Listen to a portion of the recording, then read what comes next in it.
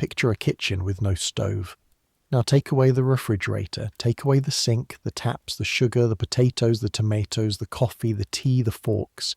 Take away the clock on the wall, because nobody in this house has ever seen a clock. Now fill the room with wood smoke so thick it has stained the rafters black as tar. Hang a dead pig's worth of bacon up in that smoke. Put an open fire in the middle of everything, and give that fire a full-time job. If it goes out, nobody eats. Not tonight.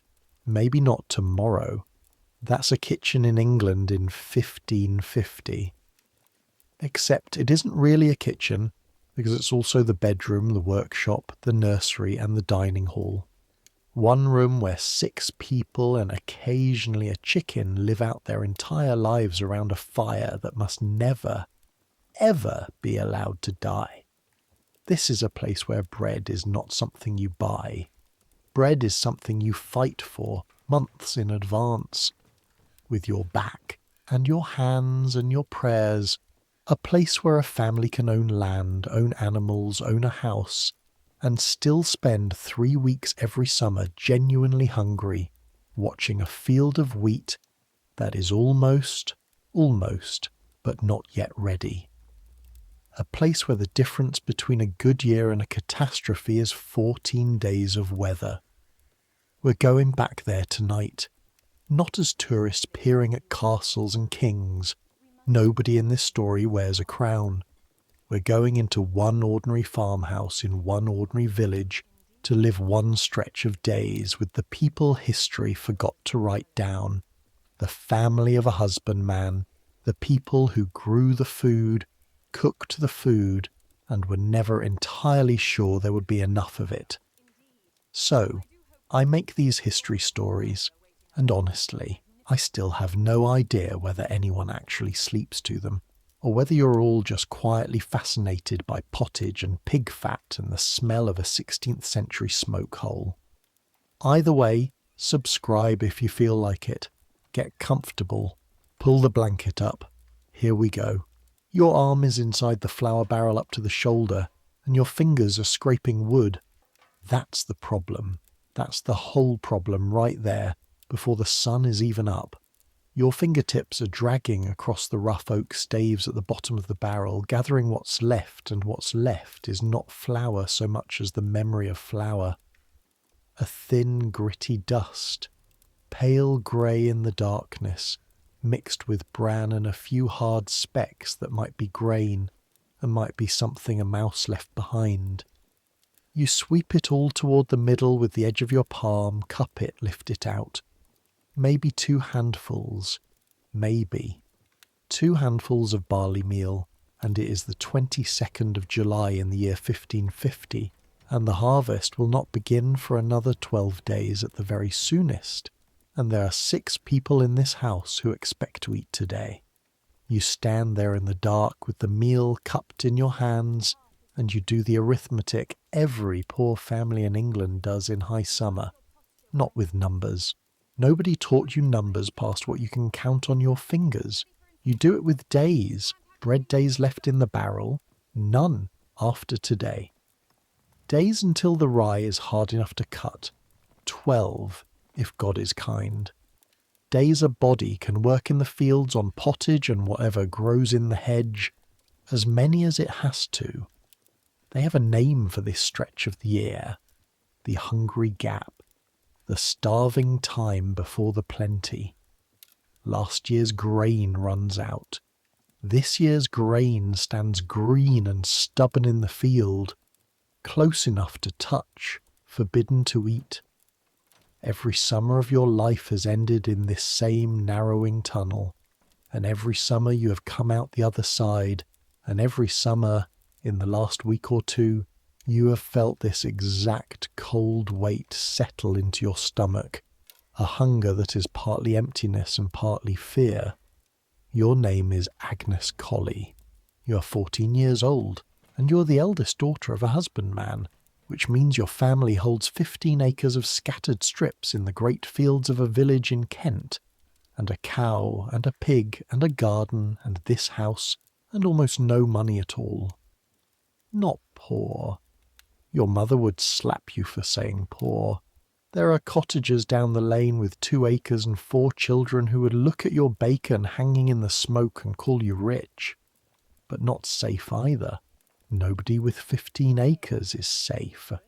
Safe is a word for the yeoman at the top of the street with his 60 acres and his feather bed, and even he watches the sky in July like a man watching a fire creep toward his roof. You tip the last of the meal into the wooden bowl on the board, and you hear it whisper against the wood, a sound like sand, a sound like the bottom of things. Behind you, in the dark, the fire is nearly out. And that is the second problem, and it is worse than the first. You kneel on the beaten earth floor in front of the hearth. The floor is cold through the wool of your skirt, cold and slightly damp, packed hard by 100 years of feet, and it smells of ash and old rushes and the faint sourness of spilled milk that never quite leaves. In the middle of the room, on a raised slab of stone, sits the fire. Or what should be the fire. What you see now is a low grey mound of ash with one dull orange eye glowing somewhere near its heart, like an animal pretending to be dead. Last night, before bed, your mother banked it. She raked the embers into a heap and buried them under ash, and set the curfew over the top, the couvre-feu, a dome of clay with holes in it, the fire cover the whole country is named after when the church bell rings at night. Cover your fires, because a house like this one, timber and wattle and a roof of thatch 2 feet thick, is a bonfire waiting patiently for its excuse. A single escaped spark in the night, and by morning your family is standing in the road watching everything you own become light and heat. But banking a fire is a gamble every single night.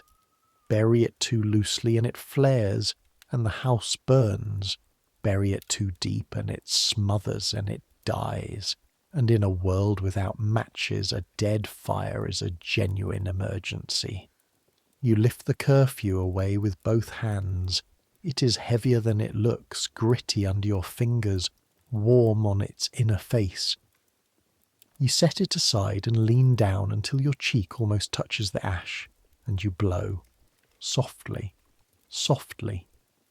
The way your mother taught you when you were 6 years old, and this was the first grown-up job you were ever trusted with.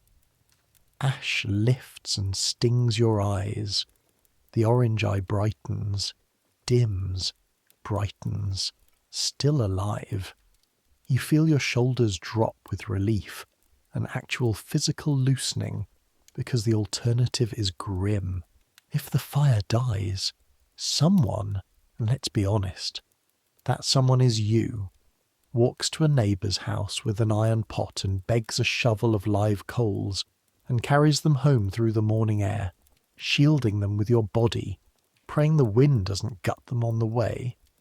Or worse, your father takes down the flint and the steel and the tinder box, and spends the better part of an hour striking sparks into charred linen, swearing in a low, steady mutter, his knuckles bleeding, while everyone's breakfast gets later and later.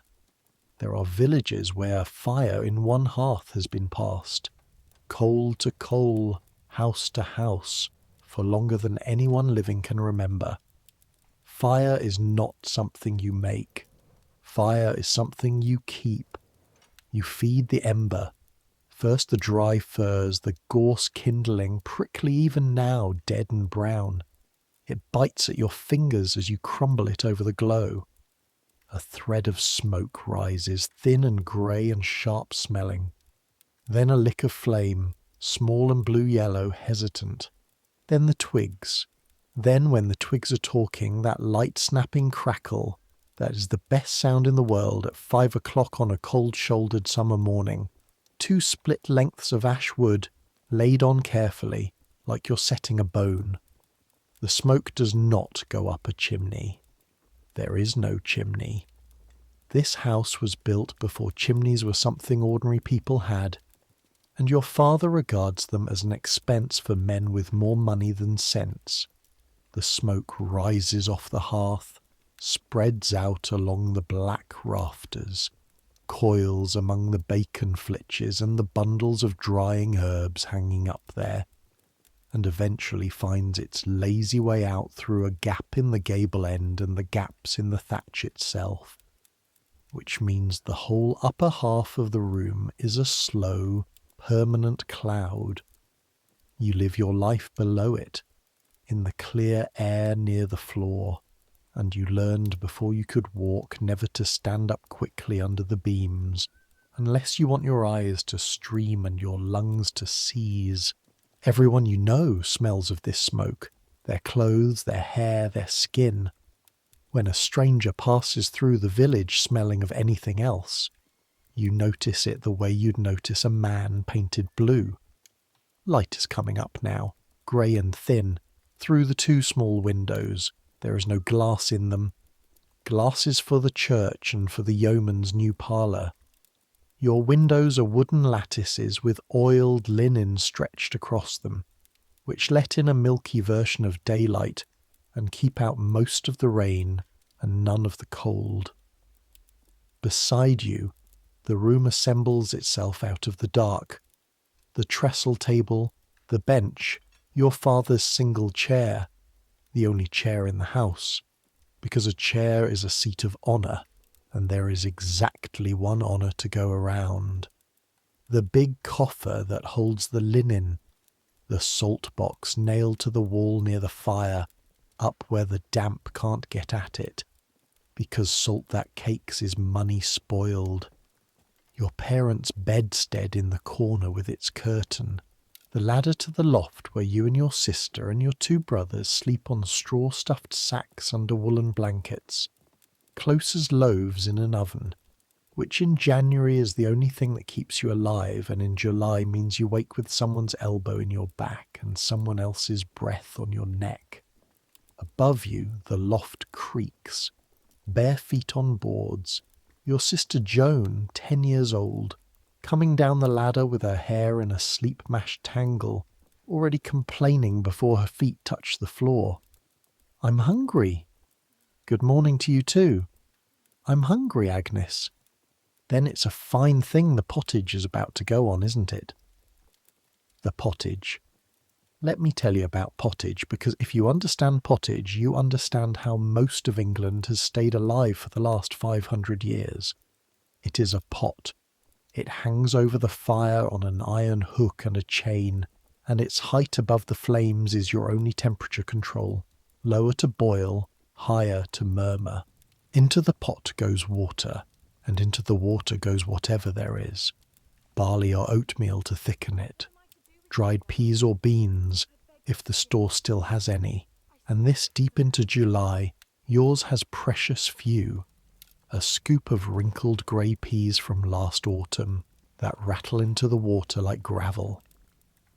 Whatever the garden gives, onions, leeks going to seed, cabbage leaves with the slugs picked off, a handful of herbs, and for flavour, for the ghost of luxury, a small square of bacon fat cut from the flitch in the rafters. So small your mother frowns while she cuts it, because the flitch has to last too. Everything has to last. The whole art of this house is the art of making things last. It cooks for hours. It cooks, in a sense, forever, because the pot is rarely fully emptied and never really cleaned. Tomorrow's pottage built on the bones of today's. Thick greyish-green, flecked with pale grain, tasting of smoke and peas and onion, and that faint blessed undertone of pig. You have eaten it, in one form or another, nearly every day of your life. You will eat it, in one form or another, nearly every day of your life to come. It is not exciting. It is the opposite of exciting. It is also, this morning, going to be thinner than usual, and everyone at the table is going to notice, and nobody's going to say anything because saying it doesn't put barley in the barrel. Your mother is up now, moving through the room, the way she always moves, like a woman who has already lost the morning and intends to get it back. She glances into the meal bowl. You watch her face as she sees what you saw. It doesn't change. That's the frightening thing.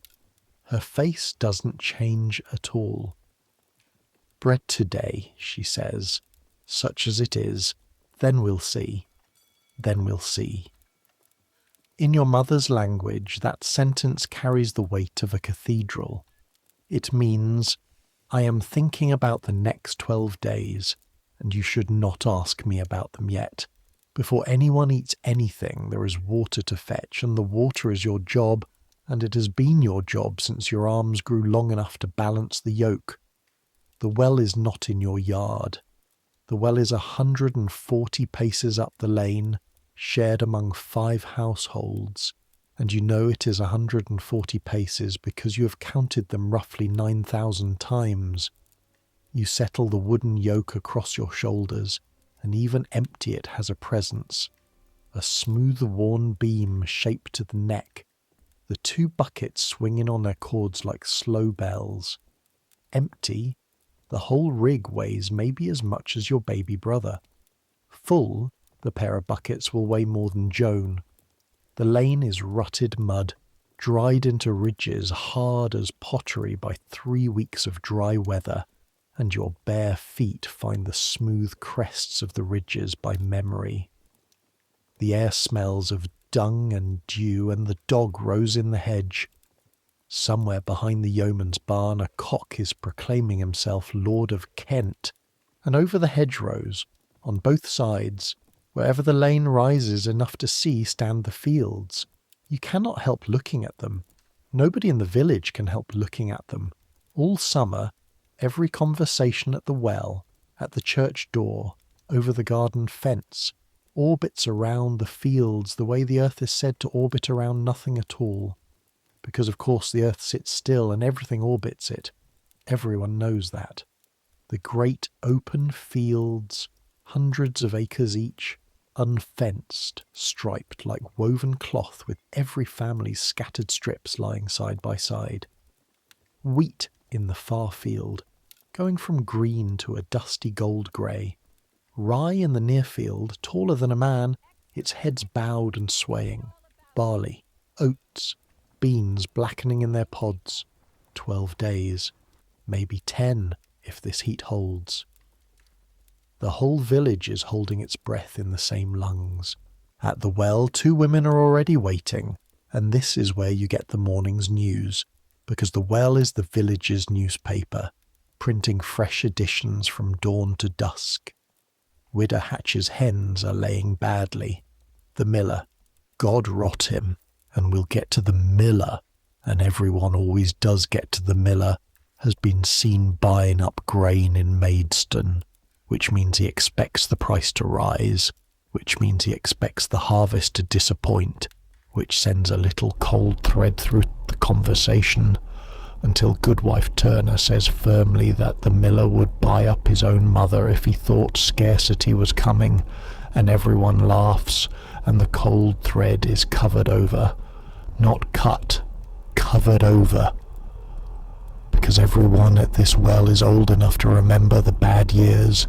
3 summers ago the harvest failed across half the country, and the price of wheat went up like a startled bird. And last year, the year of the risings, when men in the West and men in Norfolk came out in their thousands, with their scythes and their grievances, part of what drove them was fences and rents and religion, yes. But underneath it all, humming like a struck bell, was the price of bread. You were 13. You remember your father coming back from market grey-faced, and the talk at the church door in low voices, and how for a few weeks that summer every stranger on the road was looked at twice. Hunger is never just hunger. Hunger is politics, wearing an apron. You crank the windlass. The rope creaks, fat with damp, prickly with loose fibres that bite your palms. The bucket comes up brimming and impossibly heavy, and you wrestle it over the lip of the well wall, water slopping icy over your wrist, and decant it into your own buckets, and then again. Then you crouch, fit your shoulders under the yoke and stand. The weight comes onto you all at once, driving down through your neck and spine and hips into your bare heels. 60 pounds of water, give or take, and the trick, learned through years of soaked skirts, is the walk. Smooth, rolling, knees soft, never letting the bucket start to swing, because once they swing they conspire, they build a rhythm, and they'll have you staggering like a Saturday drunk in 10 paces. 140 paces home. Your shoulders burn by 50. By 100, the yoke has found the exact groove in your flesh it always finds. A dull bar of ache that will still be there when you lie down tonight. And this is one journey. A household drinks, cooks, brews, washes and waters with what a girl can carry, which means you will do this 3 times today, maybe 4, and you are lucky. You are genuinely lucky, and you know it. Because the Olden girls live at the far end of the village, and their well is brackish, so they walk twice as far to this one. And in the towns, you've heard, whole streets share a single conduit, and the poorest folk drink from the same river the tanners dump their filth in, which is why in towns even small children drink ale instead of water. And honestly, so do you. Mostly. And we'll get to the ale, because the ale is your mother's kingdom. Back home you pour 1 bucket into the big crock by the door, and then you go to the cow. The cow's name is Blossom, because every 3rd cow in England is named Blossom, and she is standing in the little close behind the house with her head over the hurdle, watching you come with the deep unhurried scepticism of her kind. She's not a large cow. She's not a healthy-looking cow by the standards of a later century. She is small and bony-hipped, and her coat is rough. But she is, after the land itself, the most valuable living thing your family owns, and every member of the household understands that in a hard winter, the line between your family and real want with a capital letter, want that puts children in the churchyard, is drawn in milk. You press your forehead against her warm flank, and the smell of her rises around you, grass and dung and warm hide, and you take the teats in your hands. Your hands know this the way they know the paternoster. Squeeze from the top finger down a rolling pressure, and the first stream hits the empty wooden pail with a high ringing hiss that turns, as the pail fills, into a low froth-muffled purr. Your forearms ache within minutes. They always do. There are muscles in a milkmaid's forearms that a blacksmith would respect. Blossom shifts her weight, swats you across the ear with a dung-crusted tail, and you swear at her in a companionable whisper. The same 3 words your mother uses, that her mother used, an inheritance passed down the female line along with the butter recipe and the strong wrists. 1/2 a pail this morning. She's drying off. Her calf is long since sold. By autumn she'll give nothing at all until she calves again in spring. 1/2 a pail, warm and sweetish smelling, a faint animal steam coming off it in the cool air. And here is a thing that might surprise you. Almost none of this milk will be drunk as milk. Fresh milk, whole milk, is too valuable to drink. Milk is a raw material. The cream will be skimmed for butter, and butter is money. Butter can be sold. Butter pays the rent as surely as grain does. The skimmed milk will be turned to cheese, and cheese is winter. Cheese is the hard, pale wheels ripening on the shelf in the buttery that your family will be gnawing in February when the world is mud and darkness. What you and Joan and the boys actually get is wig and whey and buttermilk, the thin, sour, leftover liquids of all this processing, and you drink them gladly because they are cool and they fill corners. White meats people call all this, milk and butter and cheese and curds. The food of the poor, the gentry eat flesh. The husbandman eats what his cow can be persuaded to give. A physician in London, a man who has never milked anything in his life, has written that cheese is gross food, hard of digestion, fit for ploughmen. Your father, who has read nothing, not even his own name, has a shorter opinion, which is that cheese has kept more Englishmen alive than all the physicians since Adam, and you can carry a piece in your scrip to the field, and it does not go bad, and it does not talk back. You carry the milk in, cover it with a cloth against the flies, set it in the coolest corner of the buttery to let the cream rise. Your stomach makes a long, hollow, unignorable sound. Pottage first, then the last bread. Then, your mother says again, in that voice like a door closing softly, we'll see. Breakfast in this house is not a meal so much as a truce. By the time the pottage has cooked down thick enough to satisfy your mother, the sun is fully up and your father and your brother Thomas have already been out an hour, mending the hurdle where the pig tested it, and they come in smelling of morning and pig and bringing their hunger with them like a third worker. Everyone gathers at the trestle board. Your father takes the chair. Everyone else takes the bench or stands. Little Hal, who is 4, sits on your mother's lap and grabs at everything within the reach of a 4-year-old, which is a longer reach than you would think. Watch the table, because the table will tell you everything about this world. There are no forks. There will be no forks in this house for another 100 years at least. A fork is a foreign affectation, an Italian oddity. Men in England eat with the tools God gave them and a knife.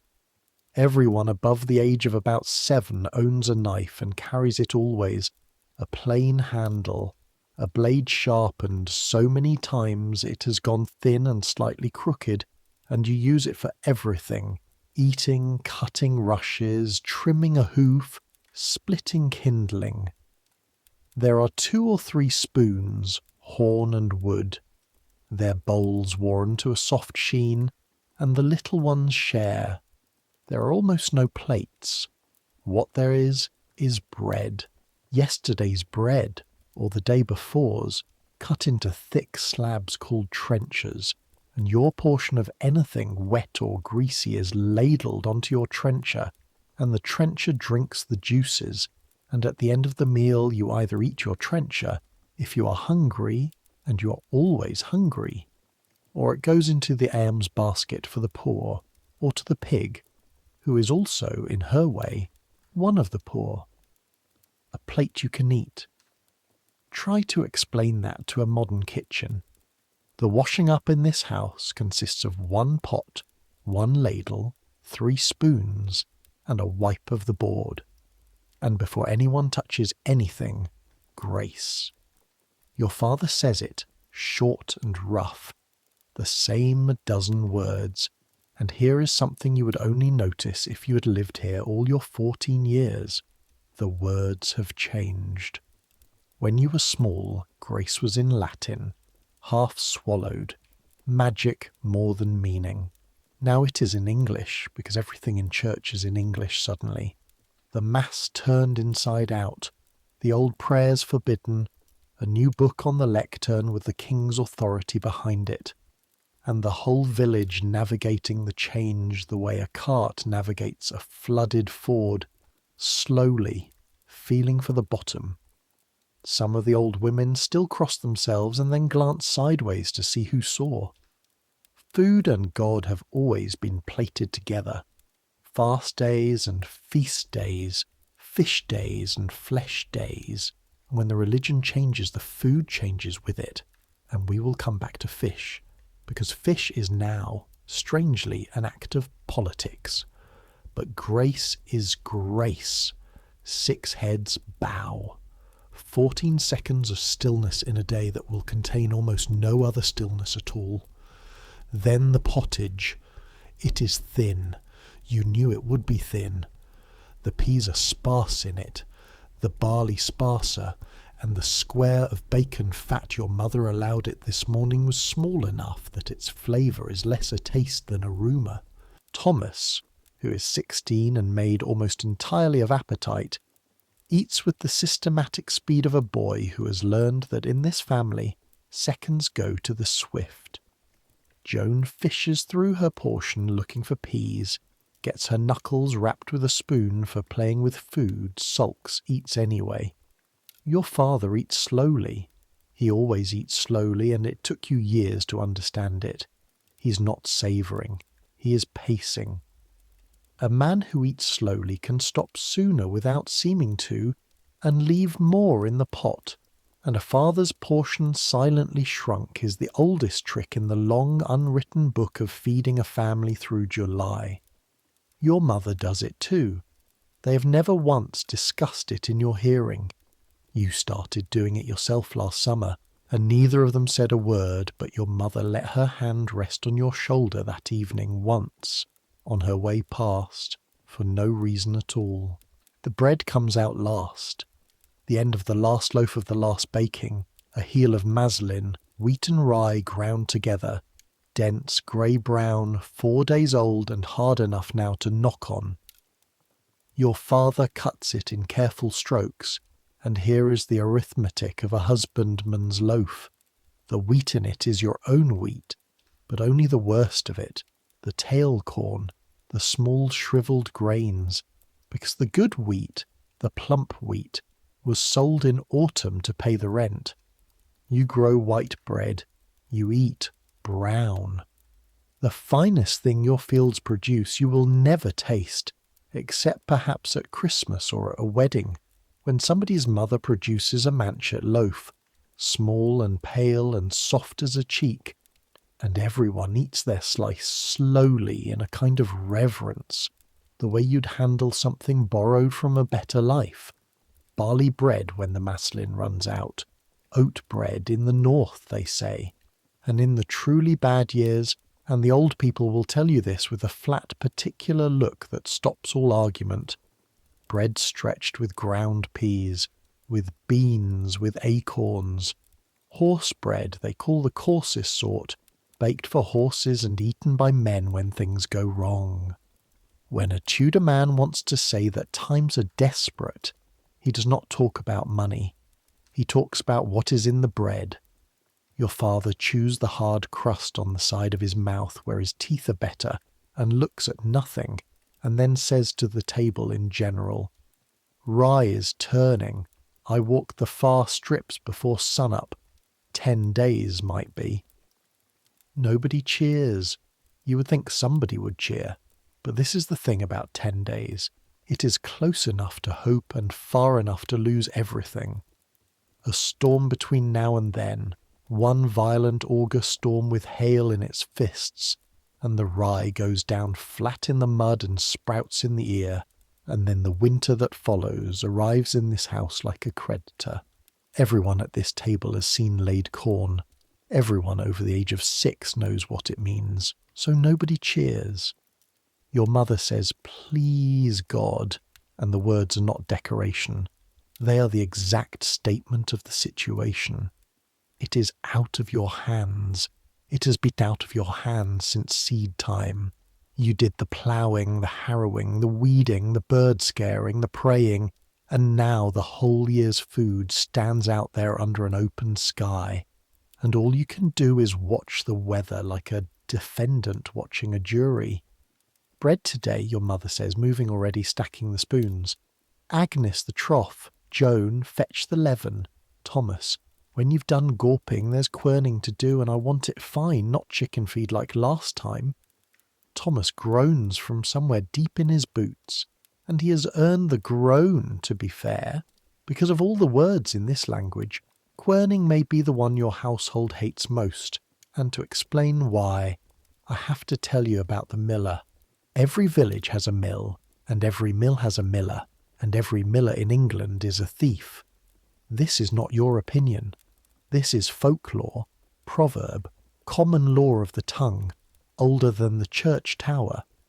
What is the boldest thing in the world? A miller's shirt, for it clasps a thief by the throat daily. When the village boys play at riddles, the miller is the punchline. When the priest wants an example of dishonest dealing that everyone will instantly understand, he does not need to reach for scripture. Here is how it works. The mill belongs to the lord of the manor, and by ancient custom, custom with teeth, custom written into the court rolls, the tenants of the manor are bound to grind their corn at the lord's mill and nowhere else. This is called suit of mill. You bring your sacks of grain. The miller grinds them between his great stones with the river doing the labour, and he takes his payment not in coin but in kind. A toll, a scoop from every sack, a 16th part perhaps, or a 20th. The custom varies, and there in that scoop lives 500 years of bitterness. Because who measures the scoop? The miller. Who watches the grain pour into the hopper and the meal pour out below, in the dusty thunder of the mill house where a customer can barely see across the room? The miller. Who grows plump in a lean village? Come now, you know the answer. Everyone has always known the answer. Your father, whose grievances are few but geological, maintains that the miller of your village takes toll twice, once with his scoop and once with his thumb on everything else. It is probably a little unjust. It is certainly a little true. And so, like many husbandmen, your family avoids him when it can. And for small batches, for the daily barley, for anything the manor's officers won't notice, you grind at home, illegally or half-legally, on the quern. The quern lives in the corner under a sack, like something the household is mildly ashamed of, which, legally speaking, it is. Manor lords have been known to send men round to confiscate querns, to smash them, even, famously in one town, to pave a courtyard with them, because every stroke of a hand mill is toll the lord's mill never collects. Yours survives because the manor here is loosely run, and the steward has better things to do, but it lives under its sack all the same. 2 circular stones, each the width of a cartwheel's hub. The bottom one fixed, its face dressed with shallow grooves. The top one pierced through the middle with a hole to feed the grain, and near its rim an upright wooden handle. Thomas hauls it out, sets it up on its cloth to catch the meal, and pours the first fistful of barley into the eye. Then he grinds, and you take your turn, and this is the part I want you to feel in your arms, because your arms are where this history was actually written. You grip the handle and drive the top stone round. It resists. It always resists. There is grain between the faces, and the grain fights back, crunching, shuddering up through the stone into your wrist, and you drive through the resistance round and round and round, and the stone hums and gnashes and the smell rises. A warm, dusty sweetness, crushed barley, a smell like the inside of a granary, one of the oldest smells in the human world. Your right arm tires. You swap to the left. The left was tired before you started. The meal creeps out from between the stones in a slow pale ring, and you sweep it in with the side of your hand and feed more grain into the eye and drive the stone round and round. 1/2 an hour of this makes meal enough for a day's bread for 6. 1/2 an hour, every day or 2, all year, forever. Women in this village have quern shoulders the way women in other centuries will have tennis elbows, and understand, this is the easy option. This is the labour-saving choice, measured against a walk to the mill, a wait in the queue, a scoop lost to the toll, and the miller's inversation. The past does not offer you good options. The past offers you tired arms or a thief, and you pick your poison daily, and you do not waste breath complaining. because the woman at the next one in the next house has exactly the same arms. While the querning growls on, your mother builds the bread. The trough is a long wooden vessel like a shallow coffin, and its inner surface is never scrubbed bare, because it holds invisibly the household's living inheritance, the sourness, the yeasts of every baking that came before. Into it goes the fresh meal, warm from the stones. Then Joan comes staggering in with the leaven, the lump of dough held back from the last baking, kept in a cool crock, grey and sour smelling and slightly alarming, alive in the way that food in this century is often alive. Your mother breaks it into warm water with her fingers, works it to a slurry, and pours it into a well in the flour. Then salt, and the salt matters, and the salt is bought. One of the very few foods in this house that is. It comes from the salt boilers on the coast or from France in better times. It arrives grey and coarse and slightly damp, and it is precious enough that the salt box has a lid, and the lid has a habit of being noticed when it is opened. Above the salt, below the salt, even at a poor man's table the phrase means something. Salt is the whole difference between a winter of meat and a winter of loss, because without salt the pig you will kill in November is just a large problem, and with salt the pig is Christmas and February and April, and then your mother kneads, and you take your turn at that too, and if the quern lives in the arms, the kneading lives lower, in the heels of the hands, in the wrists, in the small of the back as you lean your weight into the mass.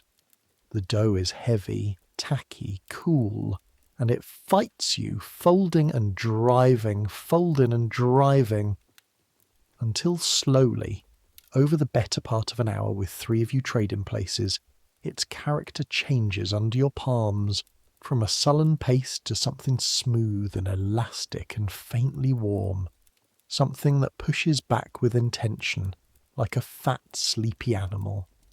Flour dries in the creases of your knuckles, dough gums up the small hairs of your forearms, your back settles into its familiar low ache. Shaking hands with the yoke from the water and the quern ache from the grinding, the three of them old colleagues. Then the dough goes under a cloth by the warmth of the fire to rise slowly on its own sour schedule, and while it rises there is everything else, because bread is only one plate spinning, and a Tudor housewife keeps a dozen in the air, and I have not even mentioned the pig. The pig is a young sow, bought as a weaner at the spring fair, and her entire purpose in life is November. She does not know this. She spends her days in her wattle pen behind the house, in a state of loud, single-minded optimism, and feeding her is Joan's job and Hal's entertainment, and her diet is a mirror held up to the household, because the pig eats everything the family cannot. The whey from the cheese-making, the dregs from the brewing, the peelings, the trencher crusts too far gone even for the alms basket, the windfall crabs, the acorns when autumn comes, and she is turned out into the wood to fatten on the Lord's mast. For a fee. Everything has a fee. A pig is a machine for turning garbage into winter. She goes into the cold months as bacon and lard and souse and puddings, hanging in the smoke over your head, and no particle of her will be wasted. Not the blood, not the trotters, not the bladder, which the boys will get as a football. And this is not grim. This is not desperation. This is simply what an animal is. The year's savings account on 4 legs screaming for whey. The garden is your mother's second kingdom, half a rood of dug earth behind the house, fenced against the pig with hurdles and against the neighbours' hens with vigilance. And I want to be careful here, because when you hear garden you may picture something ornamental, and this is not that. This is a survival engine. Cabbages and colewort in ranks, onions and their whole tribe, leeks, garlic, the strong perpetual onions that come again year after year, beans up sticks, skirrets and parsnips for the cold months, sweetness out of the ground in a world that has no sugar bowl, herbs in a tangle by the path, and herbs here are not garnish. Herbs are half the pharmacy and most of the flavour. Thyme, savoury, parsley, sage in a bush big enough to hide a cat, fennel, hyssop, rue. No potatoes. Nobody in this kingdom has ever seen a potato. The potato is at this moment an undiscovered rumour on the far side of the world. No tomatoes either, and when they do arrive, decades from now, sensible people will refuse to eat them for another 200 years. The New World has been found, as far as your village is concerned, mainly in sermons. Mid-morning your mother straightens up from the bean rows, presses both hands into the small of her back, looks at the sky out of pure habit, and issues the day's marching orders, and yours send you out of the garden entirely out past the closes along the hedgerows with a basket, because in the hungry gap the hedge is the larder, and this is the part of Tudor eating that never gets written down in any book, because the people who wrote books did not need to do it. You know the hedges of this parish the way a later child will know shop shelves. Fat hen and good King Henry growing on the muck heap's margins, green leaves for the pot that cook down like spinach. So thistle and young nettles, though the nettles are getting old and stringy now past their best. Nettles are a spring food, a food for the other hungry gap, the one after winter. Wild garlic gone over in the wood, sorrel in the meadow margins, sharp as vinegar on the tongue, and you eat a leaf as you pick, the sourness flooding your mouth and making your empty stomach clench and then, oddly, settle. Elderflowers going to berry, the blackberries hard and green, and a month away, hazelnuts soft and milky and 6 weeks away. Everything in the hedge is a promise dated later, and you move along it like a creditor reading a ledger, harvesting the little that is due today. A basketful of green leaves, a handful of the first tart wild plums from the tree by the stile, 3 eggs from a hen who's been laying away in the nettles, and the eggs are technically a moral grey area. Because whose hen is she exactly? And you resolve the moral grey area the way everyone resolves it, by walking home briskly. You pass men at work as you go. Your father and Thomas are out with their scythes at the edge of the far meadow, mowing the last of the hay with that long hissing rhythm, shh, shh, that carries across 2 fields, each stroke laying the grass down in a neat swathe, and the smell of cut grass rides the warm air all the way to the lane, green and sweet, the smell of winter fodder, the smell of blossom staying alive till spring. Everyone is working head of the harvest, clearing the decks, sharpening, mending, carting. The whole village has the feeling of a bowstring at full draw. And here is where I have to tell you what you're not allowed to eat, because the fields you walk between are full of food, and the law stands in the gateway. You may glean after harvest, when the sheaves are carried. The poor of the parish may walk the stubble and pick the fallen ears, and gleaning is ancient and sacred, and your mother and Joan and half the women of the village will be out there doing it, backs bent, and a good gleaner can gather bread for weeks out of a big field's leavings. But that is after. Now, with the corn standing, to take so much as a hatful of ears from another man's strip is theft, plain theft, presentable at the manor court, whippable at the sessions, and everyone can see everyone in an open field village. That is the entire architecture of the place. The strips have no fences, but they have 10,000 eyes. Old Mother Dell, whose strip lies beside your father's in the near field, once presented a man at the court for the theft of standing beans to the value of 1 penny, and the court took it entirely seriously, and so does everyone. 'Cause a penny of beans is a day of a child's food, and a village where standing crops can be lifted is a village that starves piecemeal, everyone robbing everyone down into the common dark.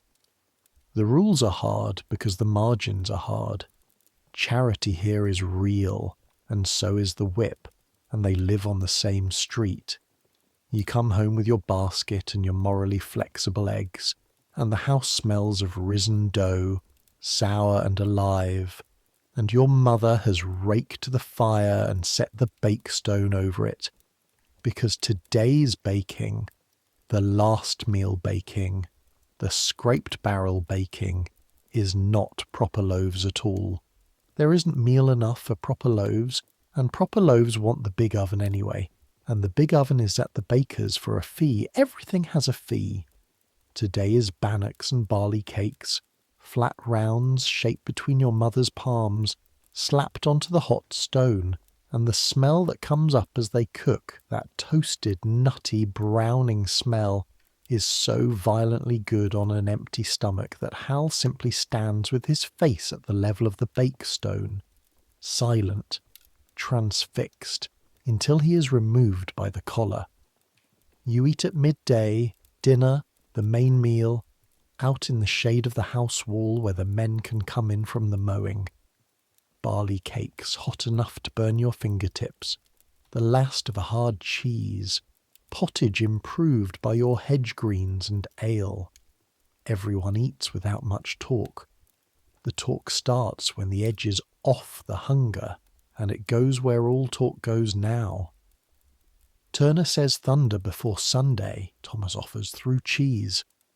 Turner's knee says thunder, your father says. Turner's knee has been wrong since the old king died. But you notice he looks at the sky when he says it. Everyone looks at the sky. All summer long, in the year 1550, the sky's the only book the whole village reads, and nobody can put it down.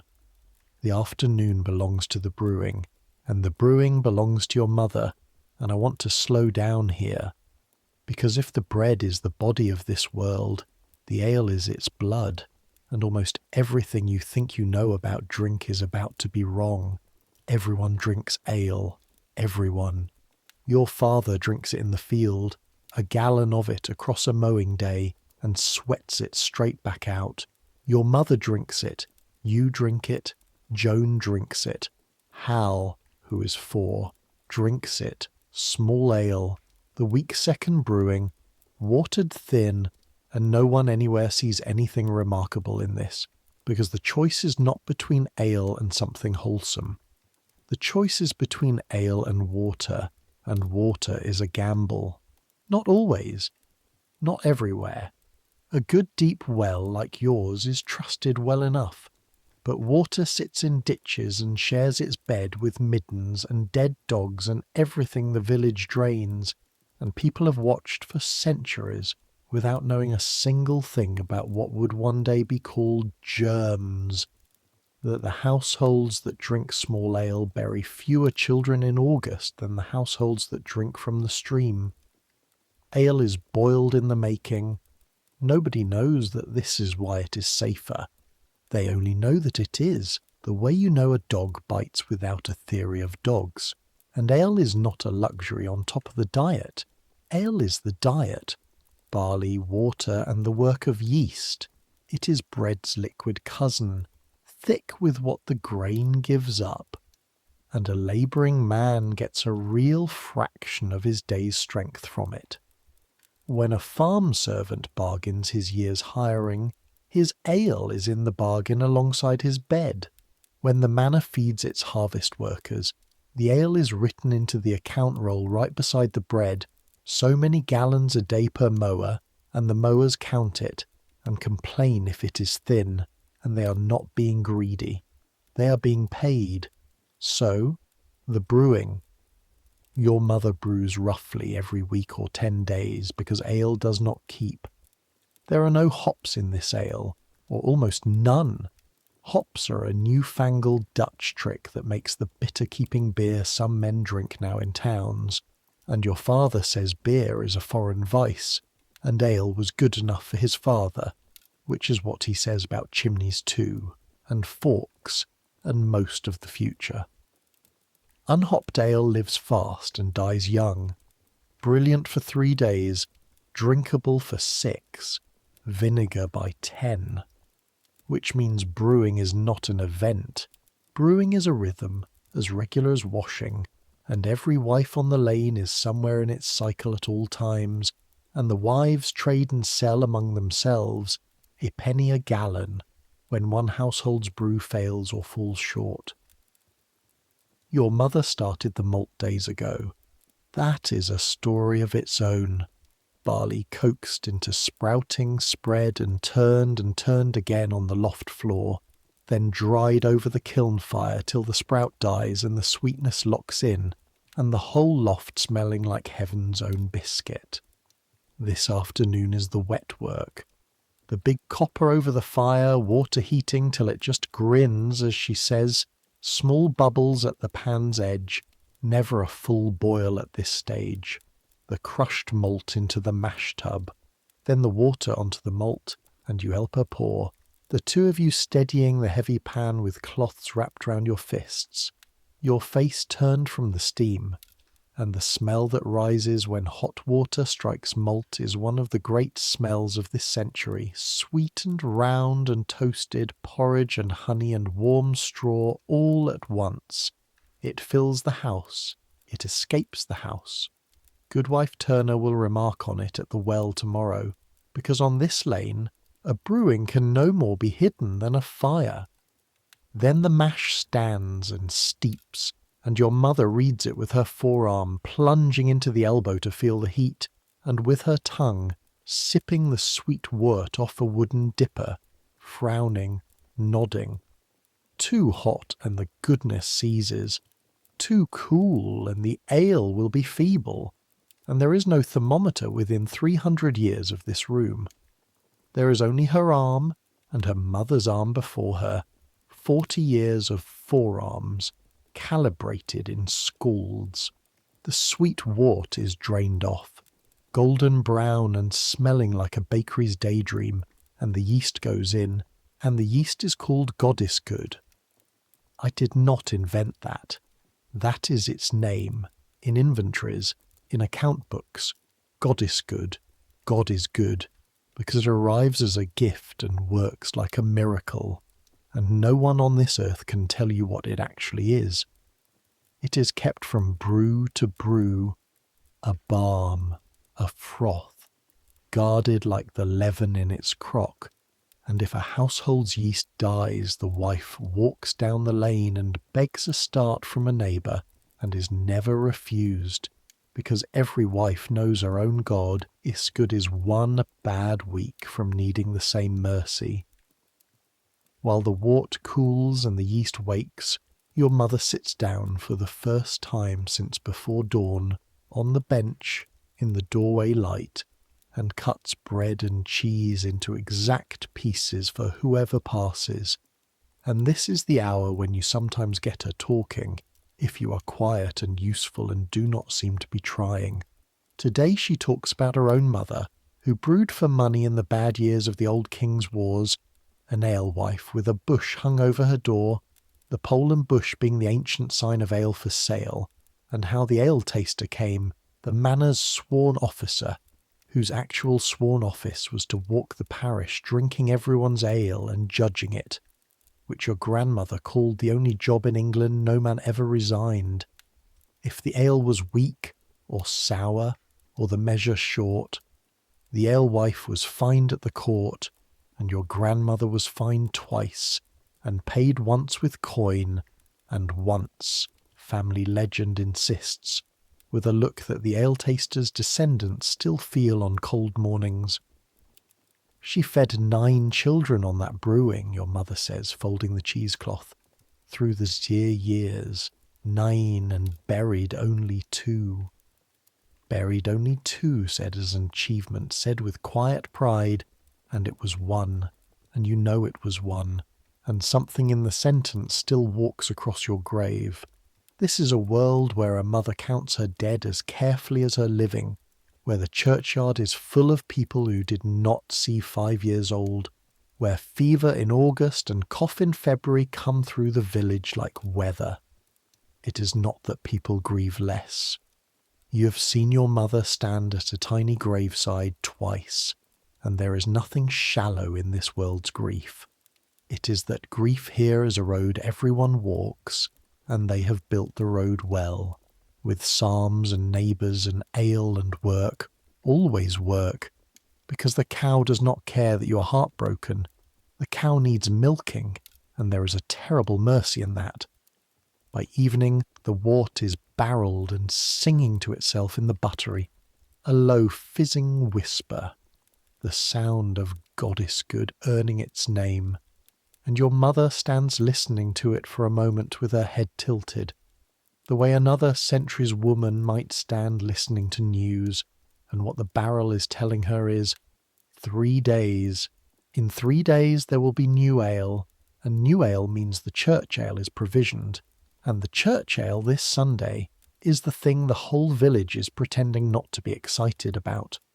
But before Sunday there is Saturday, and Saturday is market day, and market day means the town, and the town means 5 miles each way on your own feet, with money sewn into your waistband, and that is a story that needs its own morning. But first, Friday, and Friday, in the year 1550, is a fish day, and I need you to sit with how strange this is, because on Friday the law of England reaches directly into your pot. For as long as anyone's grandmother's grandmother could remember, the church ruled the calendar of the stomach. Fridays, Saturdays often enough, the whole 40 days of Lent, the eves of the great feasts, no flesh, no meat, and in the strict old reckoning no eggs or cheese in Lent either, and a year kept properly had more fasting days than not, nearly half the calendar with the meat locked away. Fish instead, if you could get it, and your village is in Kent, so you can get it, more or less. Red herring, smoked hard and salted harder, cheap as dirt and about as tender, hanging in stiff coppery rows on the fishmonger's pole at market. White herring in brine, stockfish, which is cod dried on Norway rocks until it resembles and somewhat outperforms wood, and which must be beaten, genuinely beaten, with a hammer, and soaked for days before it consents to be food. There is a joke that a stockfish and a lazy apprentice improve under the same treatment. It is not much of a joke. It is, however, accurate. Then the religion changed. The old church went out, the mass went into English, the monks are gone, the saints' days are thinned. Purgatory itself has been cancelled by Act of Parliament, and you might think the fish days died with all the rest, because the new men preach loudly that no food is holier than another, and that God is not bribed with herring. And yet on Friday you eat fish, by law still, and the reason has changed its clothes entirely. The King's Council commands fish days now, not for the good of your soul, but for the good of the navy. If England stops eating fish, England's fishermen go under, and fishermen are the seedbed of sailors, and sailors are the wall of the realm. So the fast survives its own faith. Same herring on the same Friday, and 10 years ago it was about heaven, and now it is about ships, and your grandmother, who like the old ways, says the herring tastes exactly as bad either way, and there is a whole history of England in that sentence, and she knows it, which is why she says it. So Friday supper is herring and peas, and let me give you supper properly, because supper is the small meal, the falling dark meal. Dinner at midday is the fortress of the day. Supper is a rear guard. The herring's been soaking since morning and is still salty enough to make Hal drink half his ale at the first bite. Your mother has boiled it and laid it over a mash of last year's dried peas beaten smooth with a little butter, And the truth, whispered low so the navy doesn't hear, is that the peas carry the herring, not the other way round. There is bread. There is the sharp green sauce your mother pounds from sorrel and vinegar in the stone mortar, the pestle knocking in a quick hard rhythm, knock, knock, knock, a kitchen sound as old as the village, and the sauce cuts the salt fish like a blade, and this exact combination, salt fish and sour green sauce, is a taste your descendants will lose entirely and never know they lost. After supper, the light goes long and gold, and the household winds down through its evening offices. Blossom milked again, the lighter evening milking. The hens shut up against the fox with a count, 5, 6, 7, and the 7th chivied in with a bare foot. The fire banked, the curfew set, that clay dome going over the embers like a lid over the day itself. Your father sits in the doorway while the light lasts, wetting the harvest sickles one after another, and the sound of the whetstone is the sound of next week coming. A long ringing stroke, shink, and a pause, and shink, patient as a heartbeat, while the swifts scream over the thatch and the midges dance in the last sun, and out beyond the closes the great fields turn from gold to grey. You climb the loft ladder in the dark. The straw mattress crackles and breathes out its dusty smell as you lie down. Joan fits herself against your back like a spoon into a drawer. Below you hear the small sounds of the house being locked into night, the bar dropping into its brackets across the door, the bench scraping, your parents' low voices too worn down to carry words. You lie awake a while, and being 14, and being hungry in that background way that has stopped being an event and become a climate, you do what you always do. You eat in your head. You think about November, about pig-killing day, about hot blood puddings and the smell of the singeing straw. You think about last Christmas, about the wheaten bread and the brawn and the fig pottage. Figs, from a box, from a ship, from somewhere in the world with more sun than sense. You think treacherously about the manor kitchen, where your mother served 2 years before she married, and about the stories she tells when she's in the mood. Whole sheep turning on spits, a boy whose only work was turning them. Sauces yellow with real saffron that costs more than a cow.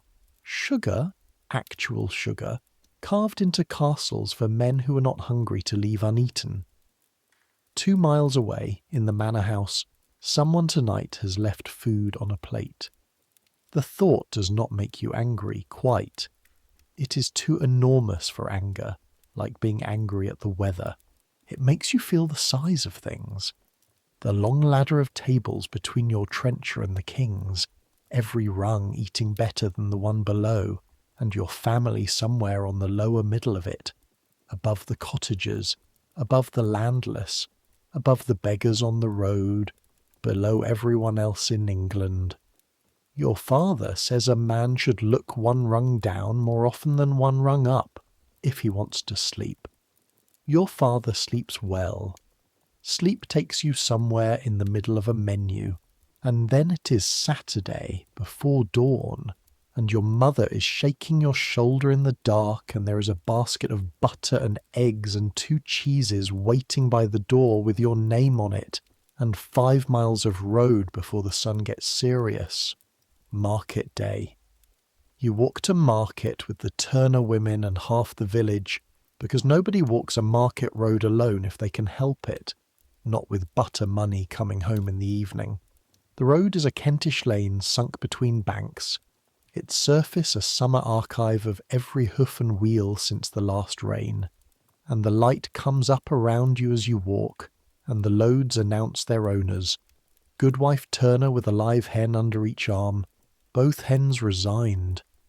Her daughter with rush baskets of cherries, because this is Kent, and the new cherry orchards the old king planted the fashion for are coming into their glory. and cherries in July are the county's small red miracle. A cottager's boy driving 3 geese with a hazel switch and losing the argument, and you, with the yoke again, a covered pail of butter on one side and eggs and cheeses balanced on the other, walking that smooth, flat-footed water walk, because churned butter and shaken eggs are both unforgiving of enthusiasm. The butter is the point of the whole journey. Understand what you are carrying, your mother's week, every morning's skimming, every evening's turn at the churn, that endless hollow whump, whump, whump of the dasher that you can hear through the wall, 20 minutes or 40 or, on cursed humid days, an hour and more, until the sound changes, until the splash goes thick, and the butter comes.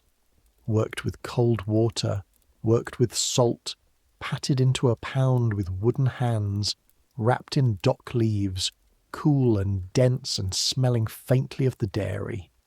In town it will sell for pennies, and pennies are the household's only pennies. A husbandman's harvest pays the rent and fills the barrel, but the coined money, the money for salt and iron and tar and needles and the church's dues and the boys' boots, that money is dairy. Money, hen money, garden money, wife's money. Walk to town on a girl's shoulders 1 pound of butter at a time. When historians centuries from now wonder how these families survived on paper incomes that don't add up, the answer will be standing right here on this road, balancing a yoke. The town announces itself the way towns do in this century. First, the church tower over the tree line, tall and grey and confident, visible 3 miles out, the biggest May thing you see in any given month. Then the smell, wood smoke and horse and tannery and humanity, a smell with layers, a smell with suburbs of its own. Then the noise, and then the road pours you in through the narrowing street, past the first ale bushes hanging over doors, past a beggar with a licence pinned to his breast, because even begging here requires a licence, and the unlicensed poor are whipped out of town by law. And there is the marketplace, opening out around its market cross, and Saturday hits you in the face. 200 people, maybe 3, in a space you could throw a stone across. Stalls and trestles and ground cloths in ranks that everyone but you seems to understand. The corn market along one side, sacks open-mouthed, men running wheat through their fingers with narrowed eyes, and the talk there low and hard. Because the price of wheat this close to harvest is a kind of gambling, and everyone at that end of the square has money on the table. The shambles down its own reeking alley, where the butchers stand in their aprons among hanging carcasses, and the gutters run with what gutters run with, and the town's dogs attend like a congregation. The fishmongers with their salt-stiff ranks of herring. Women in a long chattering line down the middle selling exactly what you are selling. Butter, eggs, cheese, chickens, cherries, and you find your place among them. At the end, on the cloth your mother packed, and you set out your pounds of butter and become for the day the family's entire commercial empire. And the rules find you within the half hour, in the person of a stout man with a staff and a leather look, the market officer, because a Tudor market is the least free market imaginable. Everything is regulated and everything is watched. You may not sell before the bell rings. You may not sell after the bell rings again. The bread on the baker's stalls is weighed against the law's own standards, because the assize of bread sets the loaf's weight against the price of grain, and a baker caught light has ridden through this very square on a hurdle with his lying loaf hung round his neck, and the crowd remembers it fondly, the way crowds do.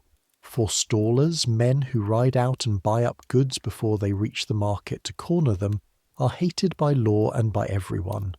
Regraters who buy in the market only to sell dearer in the same market likewise.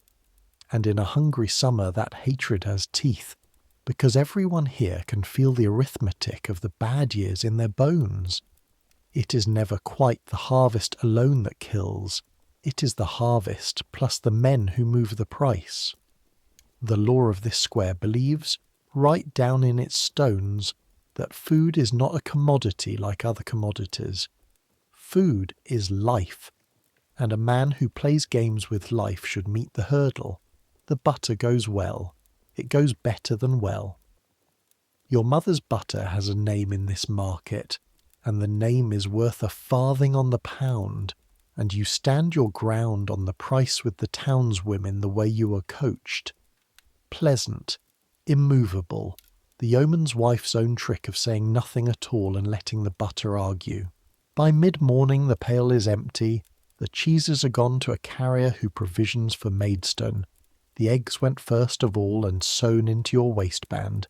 Riding against your hip with a weight far greater than its weight is more coin than you have carried in your life.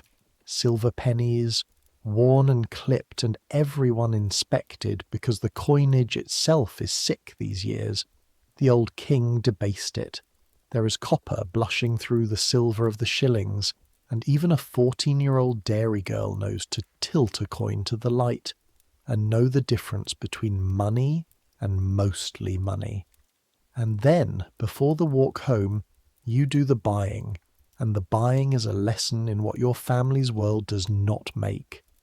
Salt first and heaviest, a small sack of it, grey, coarse bay salt for the powdering tub and a little white for the table, a gallon of tar for the sheep, a spade iron for your father, needles, a paper of pins. And then, standing before the grocer's stall, you perform the annual ritual of the spice. The grocer's stall smells like nowhere else in your entire world. It smells of pepper, and pepper alone among spices has trickled all the way down the ladder to families like yours, a few pennyworth a year, ground grain by grain. But behind the pepper, in their boxes, sit the aristocracy. Cinnamon, mace, cloves, ginger, nutmeg, saffron in its twist of paper like a pinch of red gold, and currants and great raisins and sugar in a tall blue-papered cone, and every one of them has crossed the whole world to sit on a trestle in a Kentish market town, Venice and Antwerp and Lisbon, and beyond them places that are only sounds, and the prices are not prices. The prices are jokes. The saffron, weight for weight, costs more than the butter money you made all morning many times over. You buy pepper, a small twist, and half a pound of currants, because harvest is coming, and your mother's harvest cake without currants is not a thought anyone in your family is willing to think. The grocer, weighing out, an old man with nutmeg-coloured fingers, watches you watching the sugar cone. Go on and smell it, he says. Smelling's free. You lean in. It smells of almost nothing. Faint, warm, sweet nothing. The most expensive nothing in England. They say the Queen of France bathes in dissolved sugar, he says, entirely lying, entirely enjoying himself. You stick to honey made. Honey's the poor man's sugar, and the bees don't ask to see your money.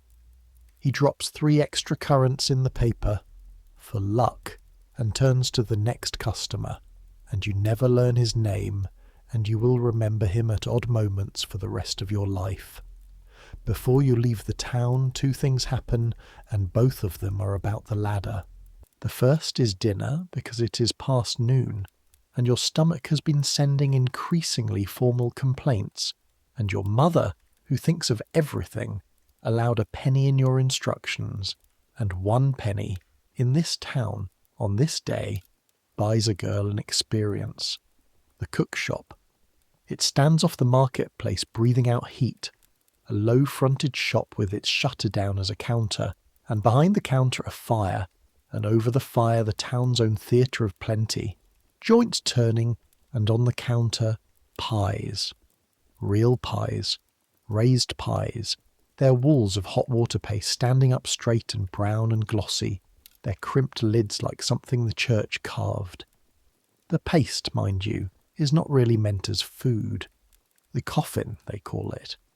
The pie is baked in its coffin, and gentlefolk crack it open and eat the inside and leave the walls. But at a penny cook shop the walls are half the point, and the poor buy yesterday's coffins cheap.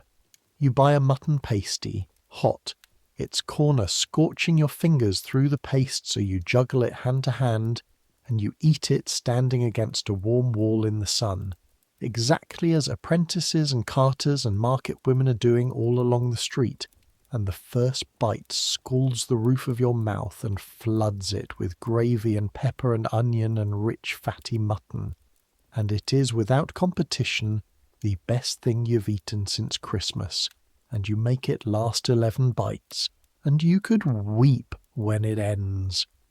Fast food, 300 years before the phrase. The towns have always had it. When your grandmother first came to town as a girl, she thought the cook shops meant townsfolk were rich. It took her years to understand it means the opposite, that a town labourer has no fire tended all day, no garden, no cow, no time, and buys his dinner hot because he cannot make it, and that your smoky, aching, endless farmhouse kitchen is, on the ladder of eating, a rung above him after all.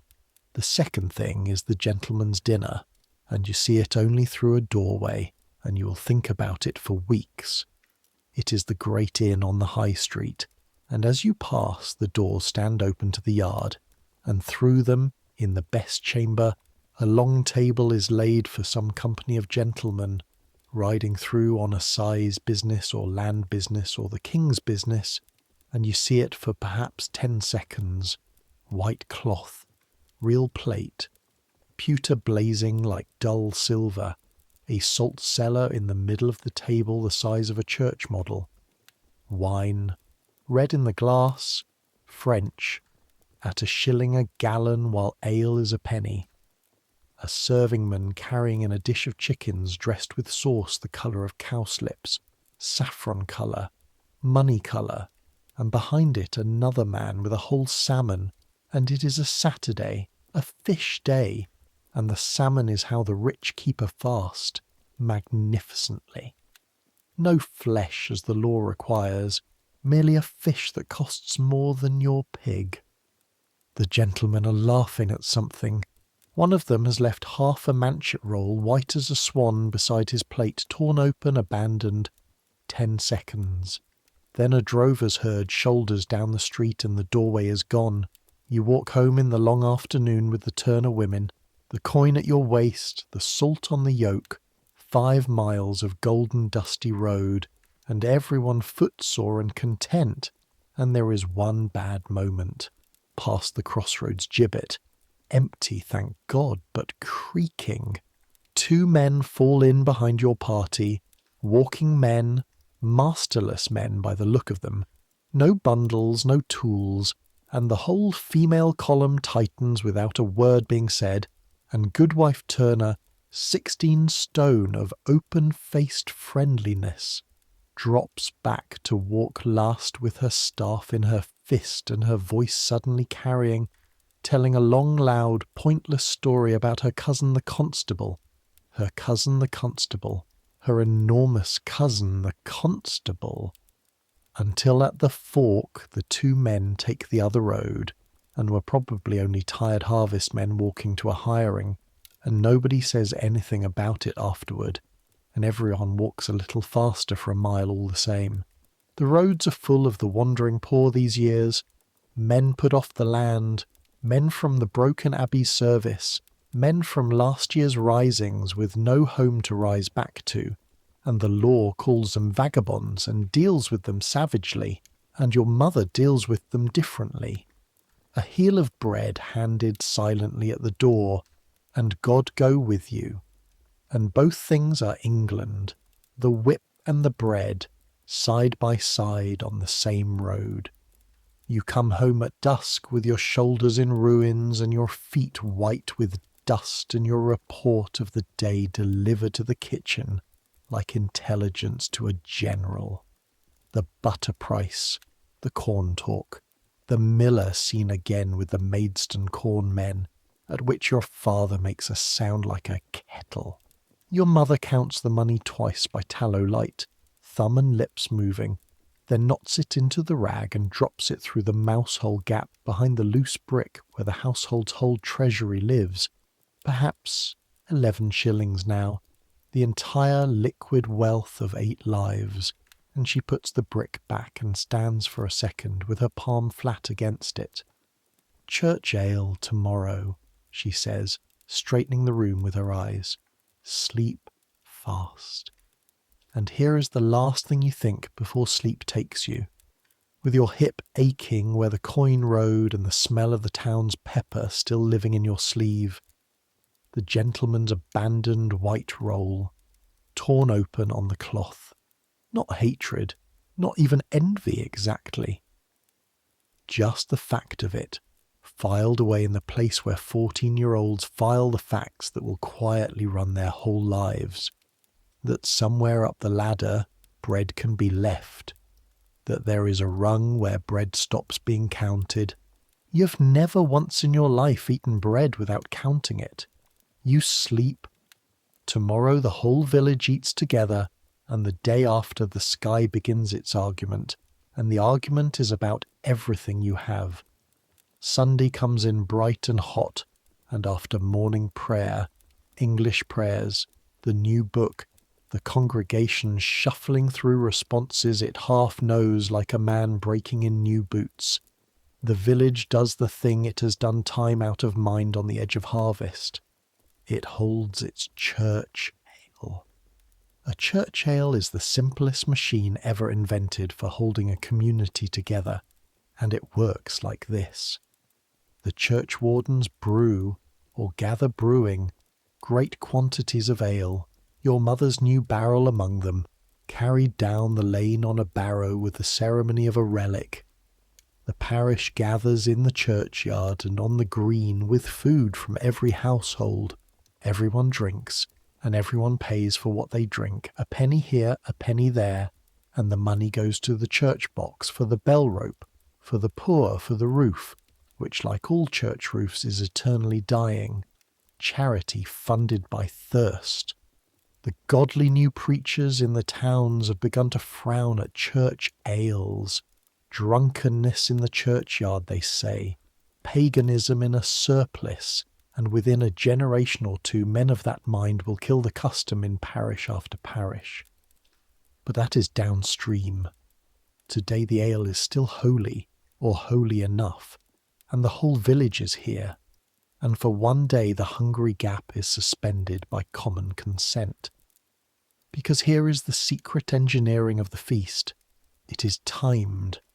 It sits deliberately in the worst week of the year, the empty barrel week, the week when every household stores are at low tide, and it works because everyone pools what they have, and no one can see whose flour made which cake.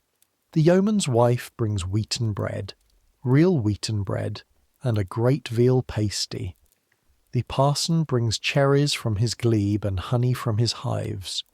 Your mother brings a seed cake with your market currants in it, and 2 cheeses, and other wives bring eels from the stream and fresh curds and gooseberry fools and baked custards trembling in their coffins, and old Mother Dell, who has almost nothing, brings a basin of hedge plums and eats, everyone eats, and this is the point, the deep point under the fiddle music. The feast is the village showing itself that no one falls alone. In the bad year, the year everyone can feel breathing behind the weather, the order of who is fed is being rehearsed right here, in cake, and you play as hard as you eat. There is a football match against the next parish, which is less a game than a mobile brawl with a ball somewhere inside it, out of which Thomas emerges shirtless, bleeding cheerfully from the eyebrow, and possessed of a status among the village girls that he will spend all week failing to be casual about. There are wrestling matches and quoits, and a race for the children where Hal falls over from pure excitement before the start. There is dancing on the trodden grass to a fiddle and a tabor, long lines of dancers, and you are pulled in, and the steps live in your feet from every feast since you could walk, and you dance until the sweat runs and the light goes amber, and a boy called Edmund Sharp, whose father holds the strips beside the mill lane, partners you 3 times, which by the arithmetic of the green is either nothing or everything, and you are 14, and you file that away too.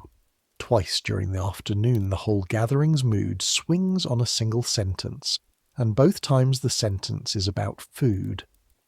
The first is when the parson, red-faced and expansive, blesses the harvest to come, the harvest now standing white to reap, and the whole green says Amen, like one chest emptying. The second is later, in the slack of the afternoon, when a carrier resting his horse at the green's edge says, to no one and everyone, that up in the Midlands they are saying the rains have been bad, and grain is moving strangely in the London markets, and that men of money are buying forward, and the talk around him goes quiet in a ring, like grass flattening around a dropped stone. It is nothing. It is a rumour of a rumour 3 counties away. But you watch it travel across the green, watch heads lean together, watch your father and the yeoman and turner drift into a knot at the wall, and you understand something that has been assembling itself in you all summer, that this village, this green, this whole England of villages lives inside one single sentence, and the sentence is what if the bread fails, and every other sentence, the dancing and the football and the price of butter and Edmund Sharp's 3 dances, is spoken over the top of it. The ale does what ale does. By evening the churchwarden's box is heavy. The parson is asleep in the church porch with his hat over his eyes. 2 men have settled a boundary quarrel, and 2 more have started one, and the village walks home through the dusk in loose singing clusters, carrying its children and its empty dishes. Your family walks together, Hal asleep on your father's shoulder like a sack of exceptionally loved flour. The evening is close and thick, the air has changed. You all feel it, and nobody says it, and everybody says it by looking west, where the sunset has gone a strange brassy yellow, and the swallows are flying low enough to touch, and the elm leaves are turning their pale backs to a wind that has not arrived yet. Your father stops at the gate and stands a long moment looking out at the near field, at the rye standing grey gold and motionless in the last light, 10 days from the sickle, the whole year holding its breath out there in the gloom. Get the hay covered is all he says. You are a long time falling asleep that night. The air in the loft is like wet wool. Far off, on the very floor of hearing, so faint you cannot tell it from your own blood, something rolls. The storm comes at 2 in the morning, and it announces itself the way catastrophe usually does in this world, through the animals first. You wake because the hens are shrieking, not clucking, shrieking, and beneath their noise the sow is throwing herself against the hurdles with a rhythmic wooden boom, and Blossom is bawling in the close, a long unhappy trumpet of a sound, and then the wind arrives all at once, like a shoulder against the house, and the whole timber frame answers it, a deep groan running through the beams under your back, and the thatch above your face begins to hiss and seethe like a living pelt. Then the light. Even through closed lids, even through the linen window, the loft goes white, once, twice, and the thunder that follows is not a sound so much as a weight, a thing that presses down through the roof, and through you and into the ground. And Joan is upright and gripping your arm with both hands, and Hal is crying somewhere below, and you hear your father's feet hit the floor. Up, he shouts, up through the boards, to everyone, to the house itself. All up! What can you do in the middle of the night against the sky? Almost nothing, and everyone does all of it. Your father and Thomas are out the door into the first fat slugs of rain to double lash the hayricks, because the hay is cut and stacked and coverable. The hay at least can be fought for, and you hear their voices snatched around the yard and the wet canvas cracking like a whip as the wind tries to take it from their hands. Your mother is at the hearth, banking and covering with extra care, because a wind like this drives down the smoke hole and can throw embers across a room, and thatch does not care whether the fire that eats it comes from heaven or the hearth. You get the shutters barred, get Hal wrapped and wedged in the big bed's corner, get the milk crocks weighted, get the door bar seated, and then there is genuinely nothing left to do, and the family stands together in the dark middle of its one room, in the smell of rain and fear and wet ash, and does the last work available, which is the oldest work there is. Your mother prays out loud, plainly in English, the new way, and you hear, threaded underneath it, almost silent, your grandmother's Latin coming out of her, the old words for the old terror, Ave Maria, gratia plena, because the law can change what a village says, but it takes longer to change what a village says in the dark, and no one in this room, not even the children, will ever speak of it. And the hail comes. You know it is hail the first instant. Everyone knows there is no other sound like it. A ripping crackle sweeping in across the fields like the tearing of an enormous cloth. And then it is on the roof. Thousands of iron peas a second hammering into the thatch. And the linen window panels shudder and one splits with a snap. And through the gap the night strobes white and you can see it. Actually see it in the lightning. Hail bouncing knee-high in the yard, shredded leaves plastering the shutter, and your father comes back through the door with Thomas, both of them streaming, both of them stopped just inside, not moving, and you look at your father's face in the next white flash and you wish you hadn't. Because everyone in this room is hearing the same thing. Under the roar on the roof, out there in the dark, that hail is falling on the near field, on the rye, on the standing, ripe 10 days from the sickle rye, and on the wheat behind it, and on the barley beyond that, on every strip of every family of the village, on the whole year's bread at once. And there is nothing any human being can do about it. And this is the thing I have been trying to make you feel all night, this exact helplessness. A world where the food supply has no warehouse behind it, no elsewhere, no insurance, where the year's eating stands out of doors for one unbearable fortnight, and the sky may simply take it. Nobody speaks. Hal has stopped crying, because the room has a silence in it that even a 4-year-old can read. Your mother's lips are still moving. Thomas, 16 years old, big enough to carry a sack of wheat under each arm, is standing with water running off his chin, and his hands are shaking, and he sees you see, and doesn't try to hide it, and that frightens you more than the thunder. The hail lasts in truth perhaps the length of 3 paternosters. It feels like Lent. Then it coarsens into rain, ordinary violent rain, and the thunder walks off eastward step by step, and the wind drops from a shoulder to a hand to a breath, and there is nothing to do, nothing at all to do, but lie down again in the wet-smelling dark and not sleep.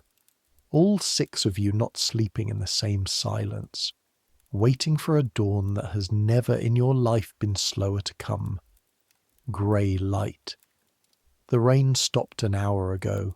Your father opens the door on a yard littered with leaves and one dead branch and the last unmelted hailstones lying in the shadow of the wall like spilled peas, and he walks out through the gate without a word, and the whole family follows him up the lane, and so, you see as you go, does the whole village, every household spilling silently into the grey morning, everyone walking the same direction, nobody speaking, a procession without a feast, out to the fields to learn the sentence.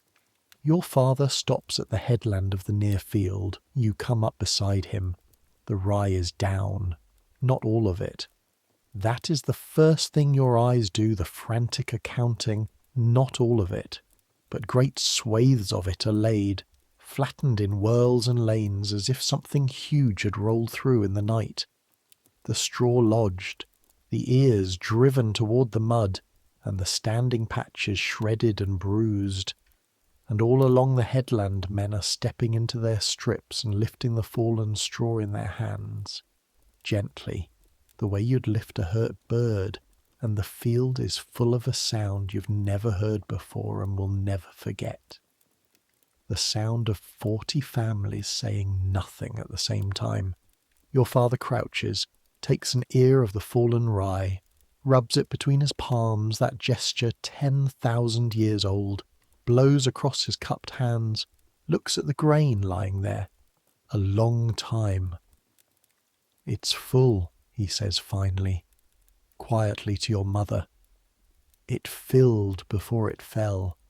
If we can get it up off the ground before it sprouts, if the sun comes now, if it comes today and stays. He stops and closes his hand around the grain and looks down the ruined, beautiful field and finishes the sentence the only way this world knows how to finish that sentence. We harvest now. Everything. Everyone. And that, at last, is when the village exhales, because a fight it can lose is infinitely better than a verdict it can only hear. Word runs down the headlands like fire in stubble. The reeve is shouting somewhere. The yeoman is sending his boy to the smith to fetch every hook and sickle in the parish. The parson, no fool, is already announcing prayers tonight instead of now, because God this morning will accept his praise in sheaves. You run home to change into your worst clothes and your hardest hands. The harvest, which is supposed to begin in 10 days with garlands and ceremony, begins in 1 hour, in mud, and it will either save the year or it won't, and every back in the village is now part of the answer, including yours. Let me tell you what harvest actually is, because the word has gone soft over the centuries, gone golden and nostalgic, and the real thing is the hardest sustained labour that ordinary human bodies perform anywhere in this world, and this year it must be done wet and fast and frightened. The men reap. Your father and Thomas and every man and grown boy of the family's hiring work. The standing corn with sickles, not scythes. For the laden bruised rye, especially it must be sickles, low and careful, 1 handful at a time.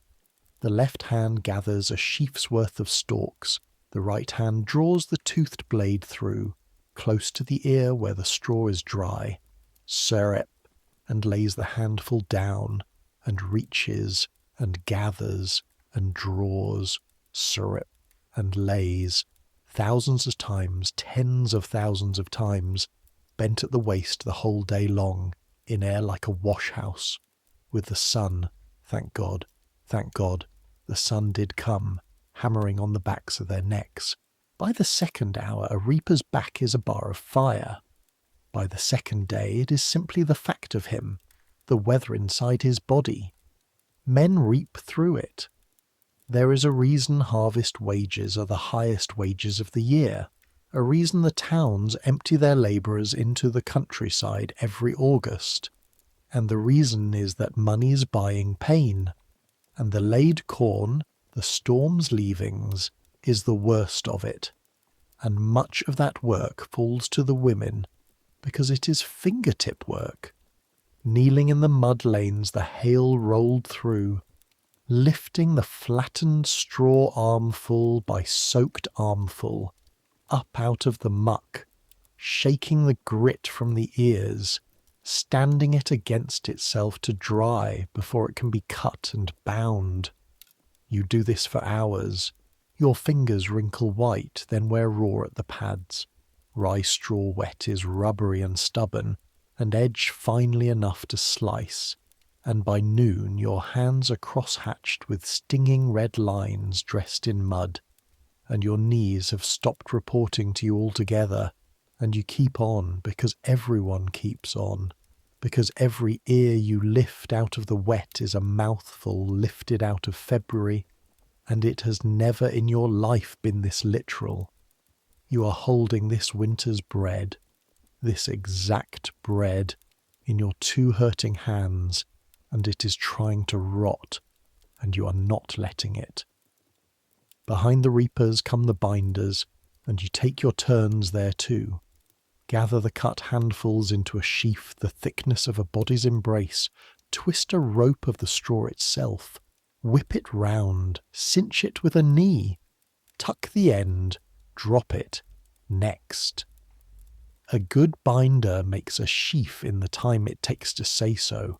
The sheaves are stood in stooks, 6 or 8 leaning together like little tents, ears up, skirts out, so the wind can walk through them and dry what the storm soaked.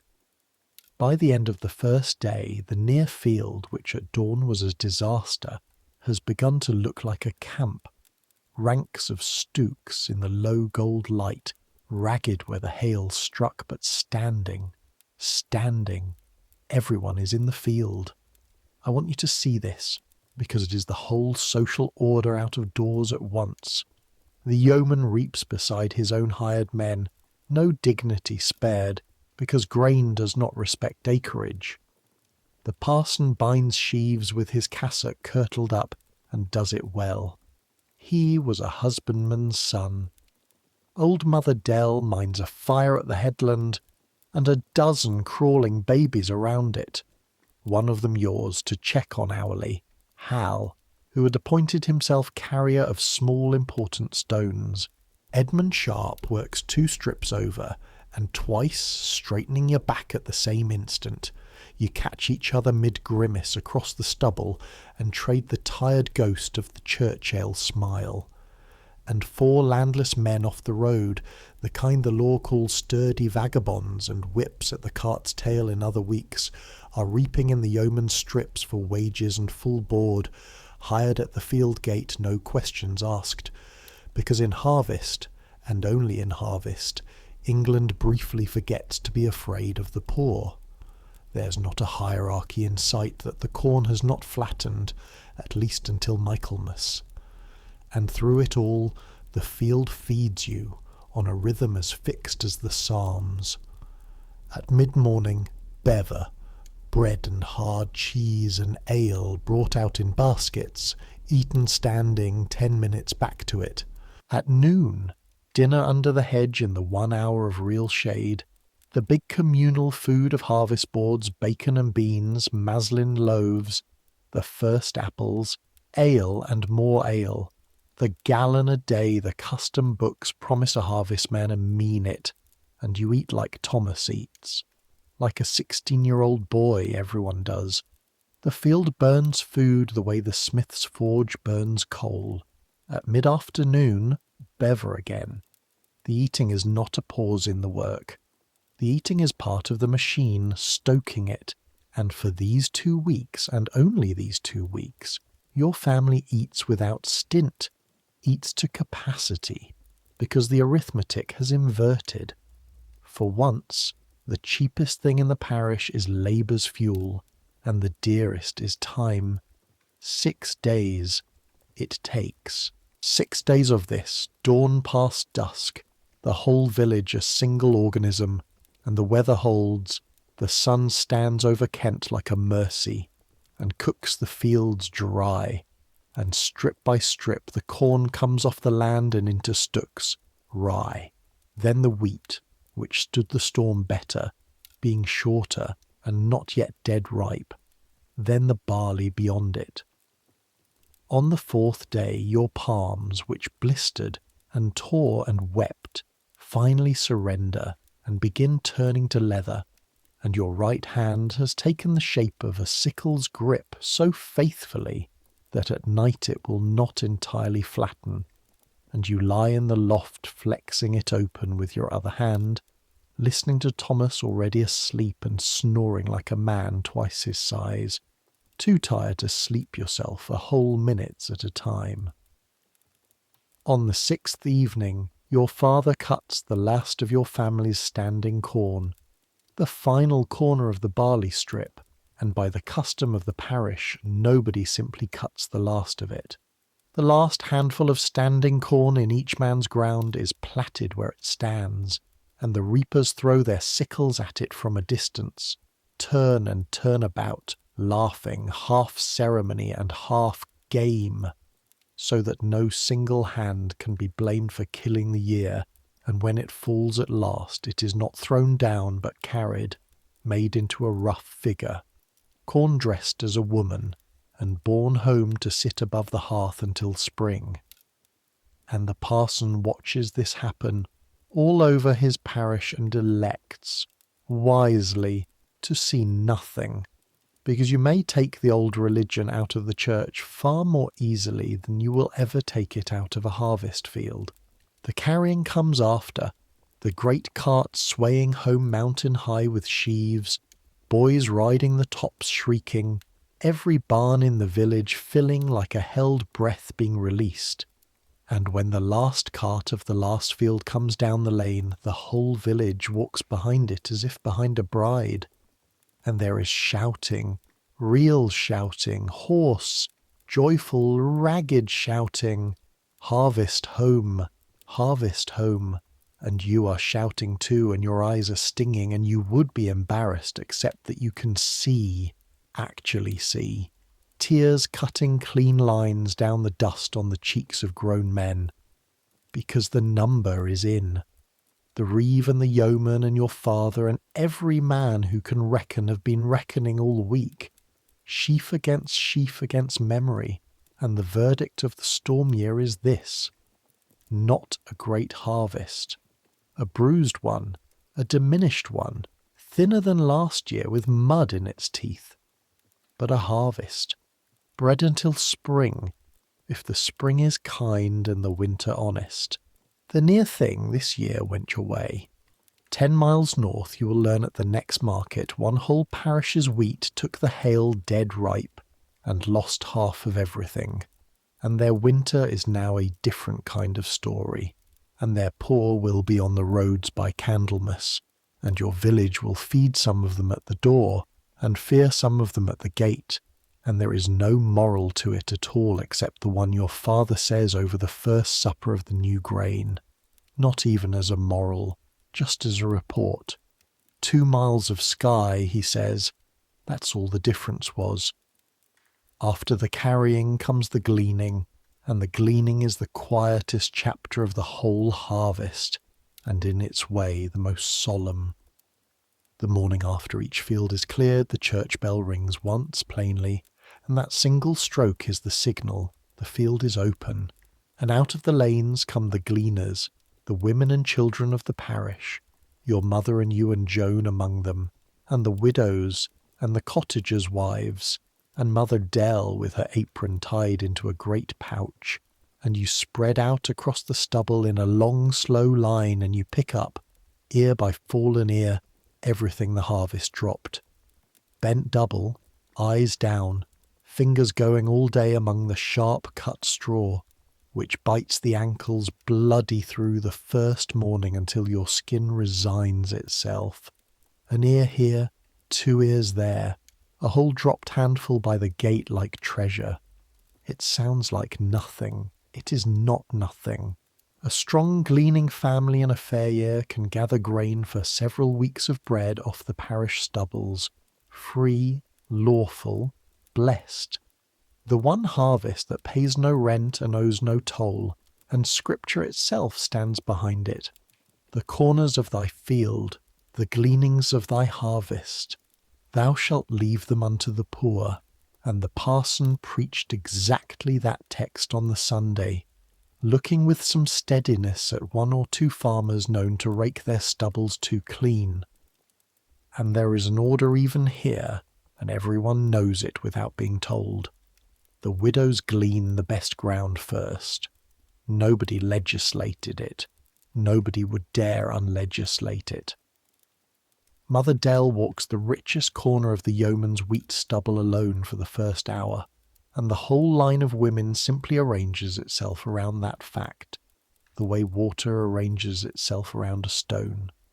Then, at last, on a still warm evening at summer's very hinge, comes the day the whole year was for, the first baking of the new grain. The first sacks went to the mill, because for a full baking you need the mill. Quern meal is too coarse for the year's first loaves, and even the miller, and it cost your father something to admit this, even the miller took his toll with a light scoop this once. The miller too, having stood in the hail, dark listening to his living fall on the fields, the miller too being, whatever else he is, a man who eats bread. Your mother bolted the flour through her finest cloth, once only. This is still a husbandman's loaf, and raised the dough overnight, and in the morning you carried the shaped loaves down the lane on a board on your head, in a procession of daughters doing likewise, to the baker's big oven, fired since before dawn, and the whole lane smelled of 40 families' bread baking together, one enormous communal ascending sweetness, and dogs sat outside the bakehouse door in a congregation of their own. That evening your family eats the first new bread of the year 1550, and there is a right way to do it, and your household does it the right way. The loaf is set before your father whole. He marks the sign of the cross on its underside with the point of his knife.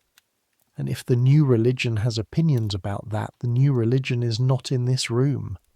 He cuts the first slice and it goes to your mother. The second goes to Mother Dell's basket by the door, because the first bread owes a debt. Everyone's first bread owes a debt. That is what all the terror of July was teaching, if it was teaching anything. The third, to your grandmother's memory, laid on the board's end, and eaten later by Hal, which is somehow the same thing. And then everyone, and there is butter, and there is honey, and you bite in, warm, dense, sweet and faintly grey, and tasting of the field it stood in, and the smoke it rose by, and very faintly of the storm, a shadow of earth in it that the careful washing never quite lifted from the laid rye, and no bread you eat in the rest of your long life, and it will be a long life, will ever taste of more. Nobody talks for a while. There is nothing to say that the chewing isn't saying. Then comes harvest supper, the messin, the feast the farmer owes his harvest folk by a custom older than the rent, held in the yeoman's great barn with the doors thrown open to the warm dusk, trestles down the middle, rushlights and lanterns hung on the tie beams, and this is the other bookend to the church ale, the fat end of the year answering the lean end. A roast goose at the high end of the board, and boiled beef and bacon down its length, and beans and the first cabbages, and frumenti, which is the harvest dish itself, new wheat boiled whole in milk until it swells, sweetened with honey in your currants, and a breath, one breath of the market pepper, and it is dense and creamy and grain-sweet, and it is the taste of relief made into food, all without stint. The 4 road men eating at the same board as the yeoman this one night. The corn dolly looking down from the barn's crossbeam. Songs after, the long unkillable harvest songs where everyone knows the roaring line and no one knows the verses, and your father, 2 harvests worth of ale in him, sings, actually sings, and Thomas stares at him as if the cow had spoken, and your mother laughs until she has to hold the bench, and you dance again, on the threshed clay floor this time, and Edmund Sharp partners you twice more, and treads on your foot once, and apologises for the rest of his natural life. And outside the open doors the stubble fields lie silver under a huge low moon, empty and safe, all their danger spent, the whole terrifying summer lying out there finished, like a storm gone over. You step out alone for a moment into the cool, the noise of the barn behind you, and stand looking at the moonlit fields, and your hands throb gently in the night air, both of them, all their cuts and leather, and the sickle curve still living in the right one, and you find you are holding them slightly open at your sides, palms forward, like a woman warming herself at something, which you suppose you are. A week after harvest home you climb the church tower, and this is not a liberty. You are sent. The sexton is old, and his knees are older, and the louvres of the bell chamber want clearing of jackdaw nests before winter, and Thomas is carting for the yeoman, so the parson looks at you, the girl who is known not to fear ladders, and up you go with a sack for the nests into the one high place your world contains.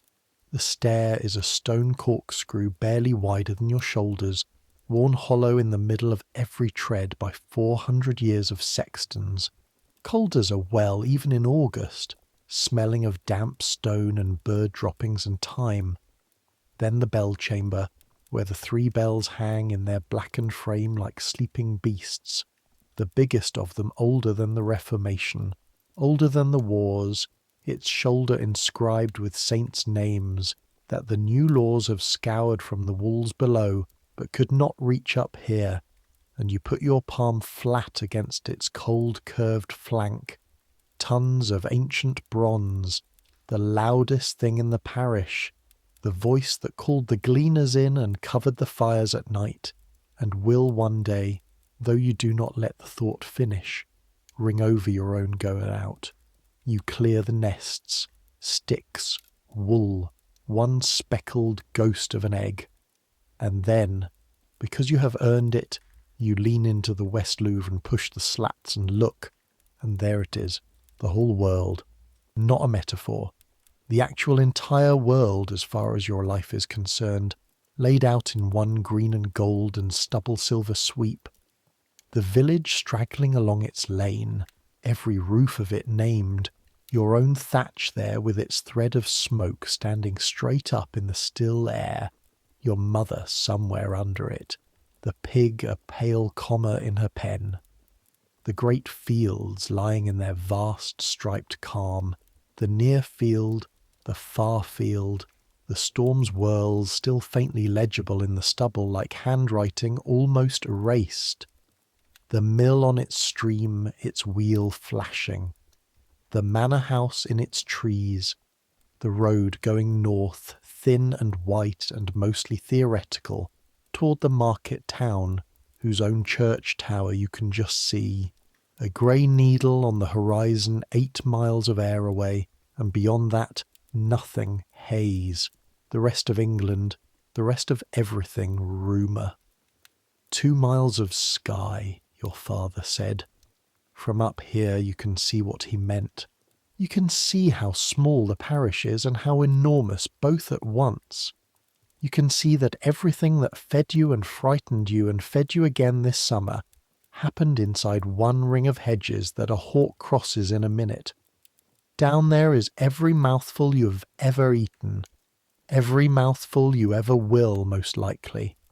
The whole machinery of staying alive, complete, visible, one village wide. You stay up there longer than the nests can excuse. Then you climb down into your life and get on with it. Because the year does not pause for perspective, and the year is turning. And it turns like this. Michaelmas comes, the quarter day, and your father carries rent to the manor in new grain and old silver and comes home lighter in every sense. The stubbles are thrown open and the whole village's beasts wander them in common, Blossom gleaning now herself. The pig goes to the wood for acorns and comes back in November barely recognisable. a barrel with opinions, and then comes the day you've known since you first understood anything. Pig-killing day. Frost on the grass and the water scalding in the great pan and the long, busy, solemn, bloody work of it.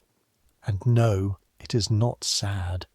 Or it is sad the way all of this world's eating is sad if you stand outside it and inside it. It is the making of winter.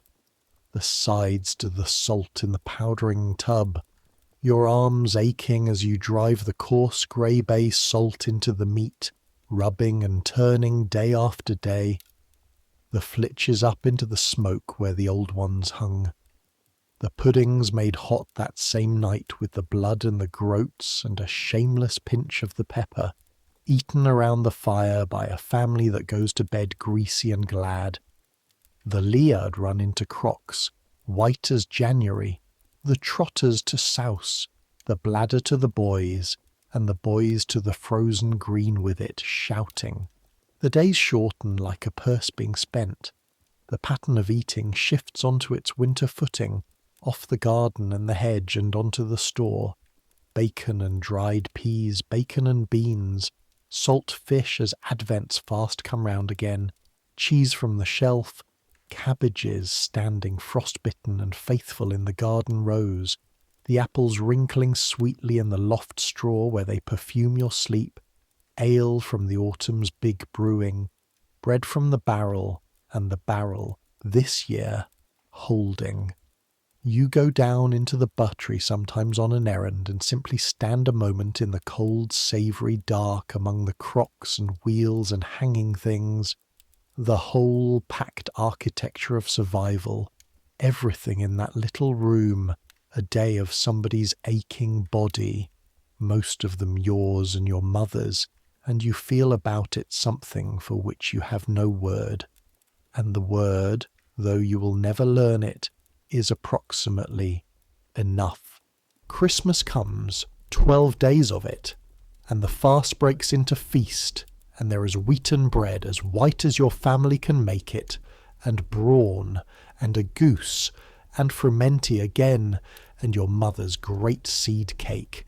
And on 12th night the wassail bowl goes round the orchard, and cider-soaked bread is put in the apple tree's branches, and a charge of the yeoman's gunpowder is fired through their boughs to wake them, and the parson attends and drinks, and again sees nothing, a very learned man in the art of not seeing, and the whole village sings to trees in the dark, and nobody thinks it strange because it is not strange. It is the other half of the arithmetic. You have spent all year asking the land for things, and this is the night you say thank you and please again in the same breath. And in the deep of January, in the dead cold heart of it, with snow on the thatch and the linen windows glowing grey, and the whole family living within arm's reach of the fire, your mother lifts the lid of the meal barrel one morning to make the bread, and you happen to be beside her, and you both look in at the same moment, half full, in January, half full. She says nothing. She takes the day's meal, but as she turns away she rests her hand for a second flat on the grain, lightly, the way she rests it on the loose brick over the money, the way she rested it once on your shoulder in the hungry July dark, and that touch is the entire yearly report of this household, delivered in full. We made it. We made it again. On a quiet evening deep in that winter, you sit on the bench by the fire with mending in your lap, and let your hands work without you, and you find yourself doing what you have never had the stillness to do before, adding up the year. You count it the way your world counts everything, not in numbers but in days, the days of the empty barrel, the scraped handful in the July dark, the 140 paces to the well, thousands of times over, the quern's growl in your shoulder, the butter walked to town on your neck, the pasty against the warm wall, 11 bites, the gentleman's abandoned white roll, still filed where you filed it, the hail on the thatch, the field of silent families in the grey morning, the sheaf lifted wet out of the mud, the leather your palms became, the first new loaf with the cross cut under it, the bells under your hand in the cold tower, and the whole world visible at once, one village wide. And you understand, in the way 14 turning 15 understands things, wordlessly and completely, what it is your parents actually do all day, what everyone in this parish actually does all day, under all the different names for it, the ploughing, the milking, the brewing, the gleaning, the salting, the praying. There is only one job here. Everyone in this world has the same job.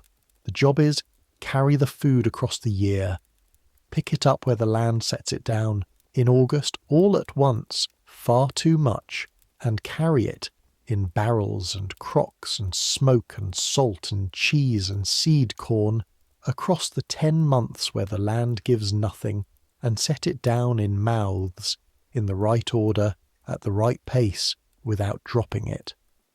That is what a house is for. That is what a village is for, and a market, and a law, and half of what a church is for.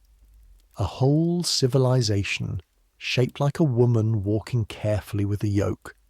The fire has burned down to its steady evening self, red gold and murmuring.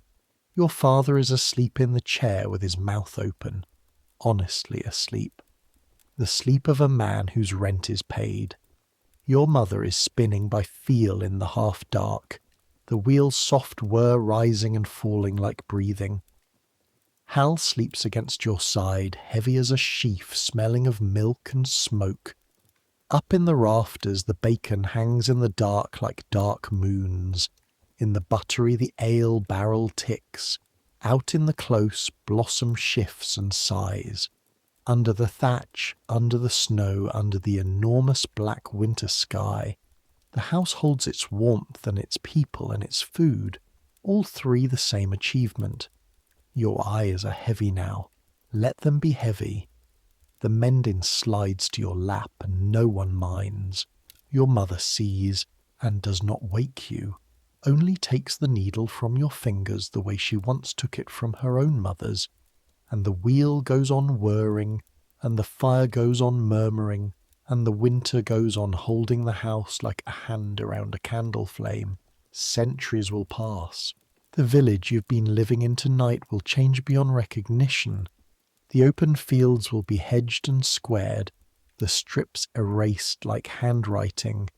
The querns will stop, and then the mill will stop, and the well will be capped, and pipes will bring the water 140 paces and further into the very house, hot and cold, unthanked. The hungry gap will be abolished so completely that the people who come after will need its name explained to them twice. Bread will be everywhere, white as a swan, cheap as air, left half-eaten beside 1,000 plates a day by people who've never once counted it, and not one of them will feel what Agnes felt at the inn door, because the ladder itself will have been rebuilt so high that its old lower rungs are underground. But some things will not change. People will still gather in one warm room when the dark comes down. They will still cook for the ones they love out of whatever there is, and make it stretch, and quietly take the smaller portion, and never mention it. They will still stand at windows watching weather, and feeling their plans hang from the sky.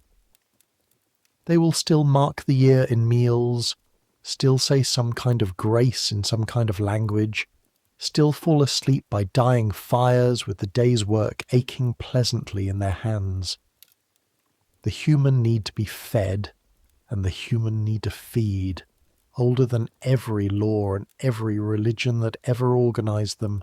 Those do not change, and the need for rest at the end of a long day, that does not change either, so let it come now. Let sleep take you the way it took Agnes on the bench by the fire 470 years ago, with the wheel whirring and the snow falling and the barrel half full. Let the fire burn down. Let the wind have the thatch. Let the fields lie under the snow, finished, safe, asleep themselves until the plough. You've carried enough today. Whatever it was you carried it, and it is set down now, and it will keep till morning. The house is warm enough. The stores will hold. The people you love are breathing slow and even in the dark nearby, or far away and breathing all the same. That's enough. It was always enough. It was the whole point all along. Let the noise quiet. Let your thoughts slow and soften and finally stop. And dream, if you dream, of a warm room with a fire in the middle of it, and bread rising under a cloth, and nothing at all to fear from the sky. Good night.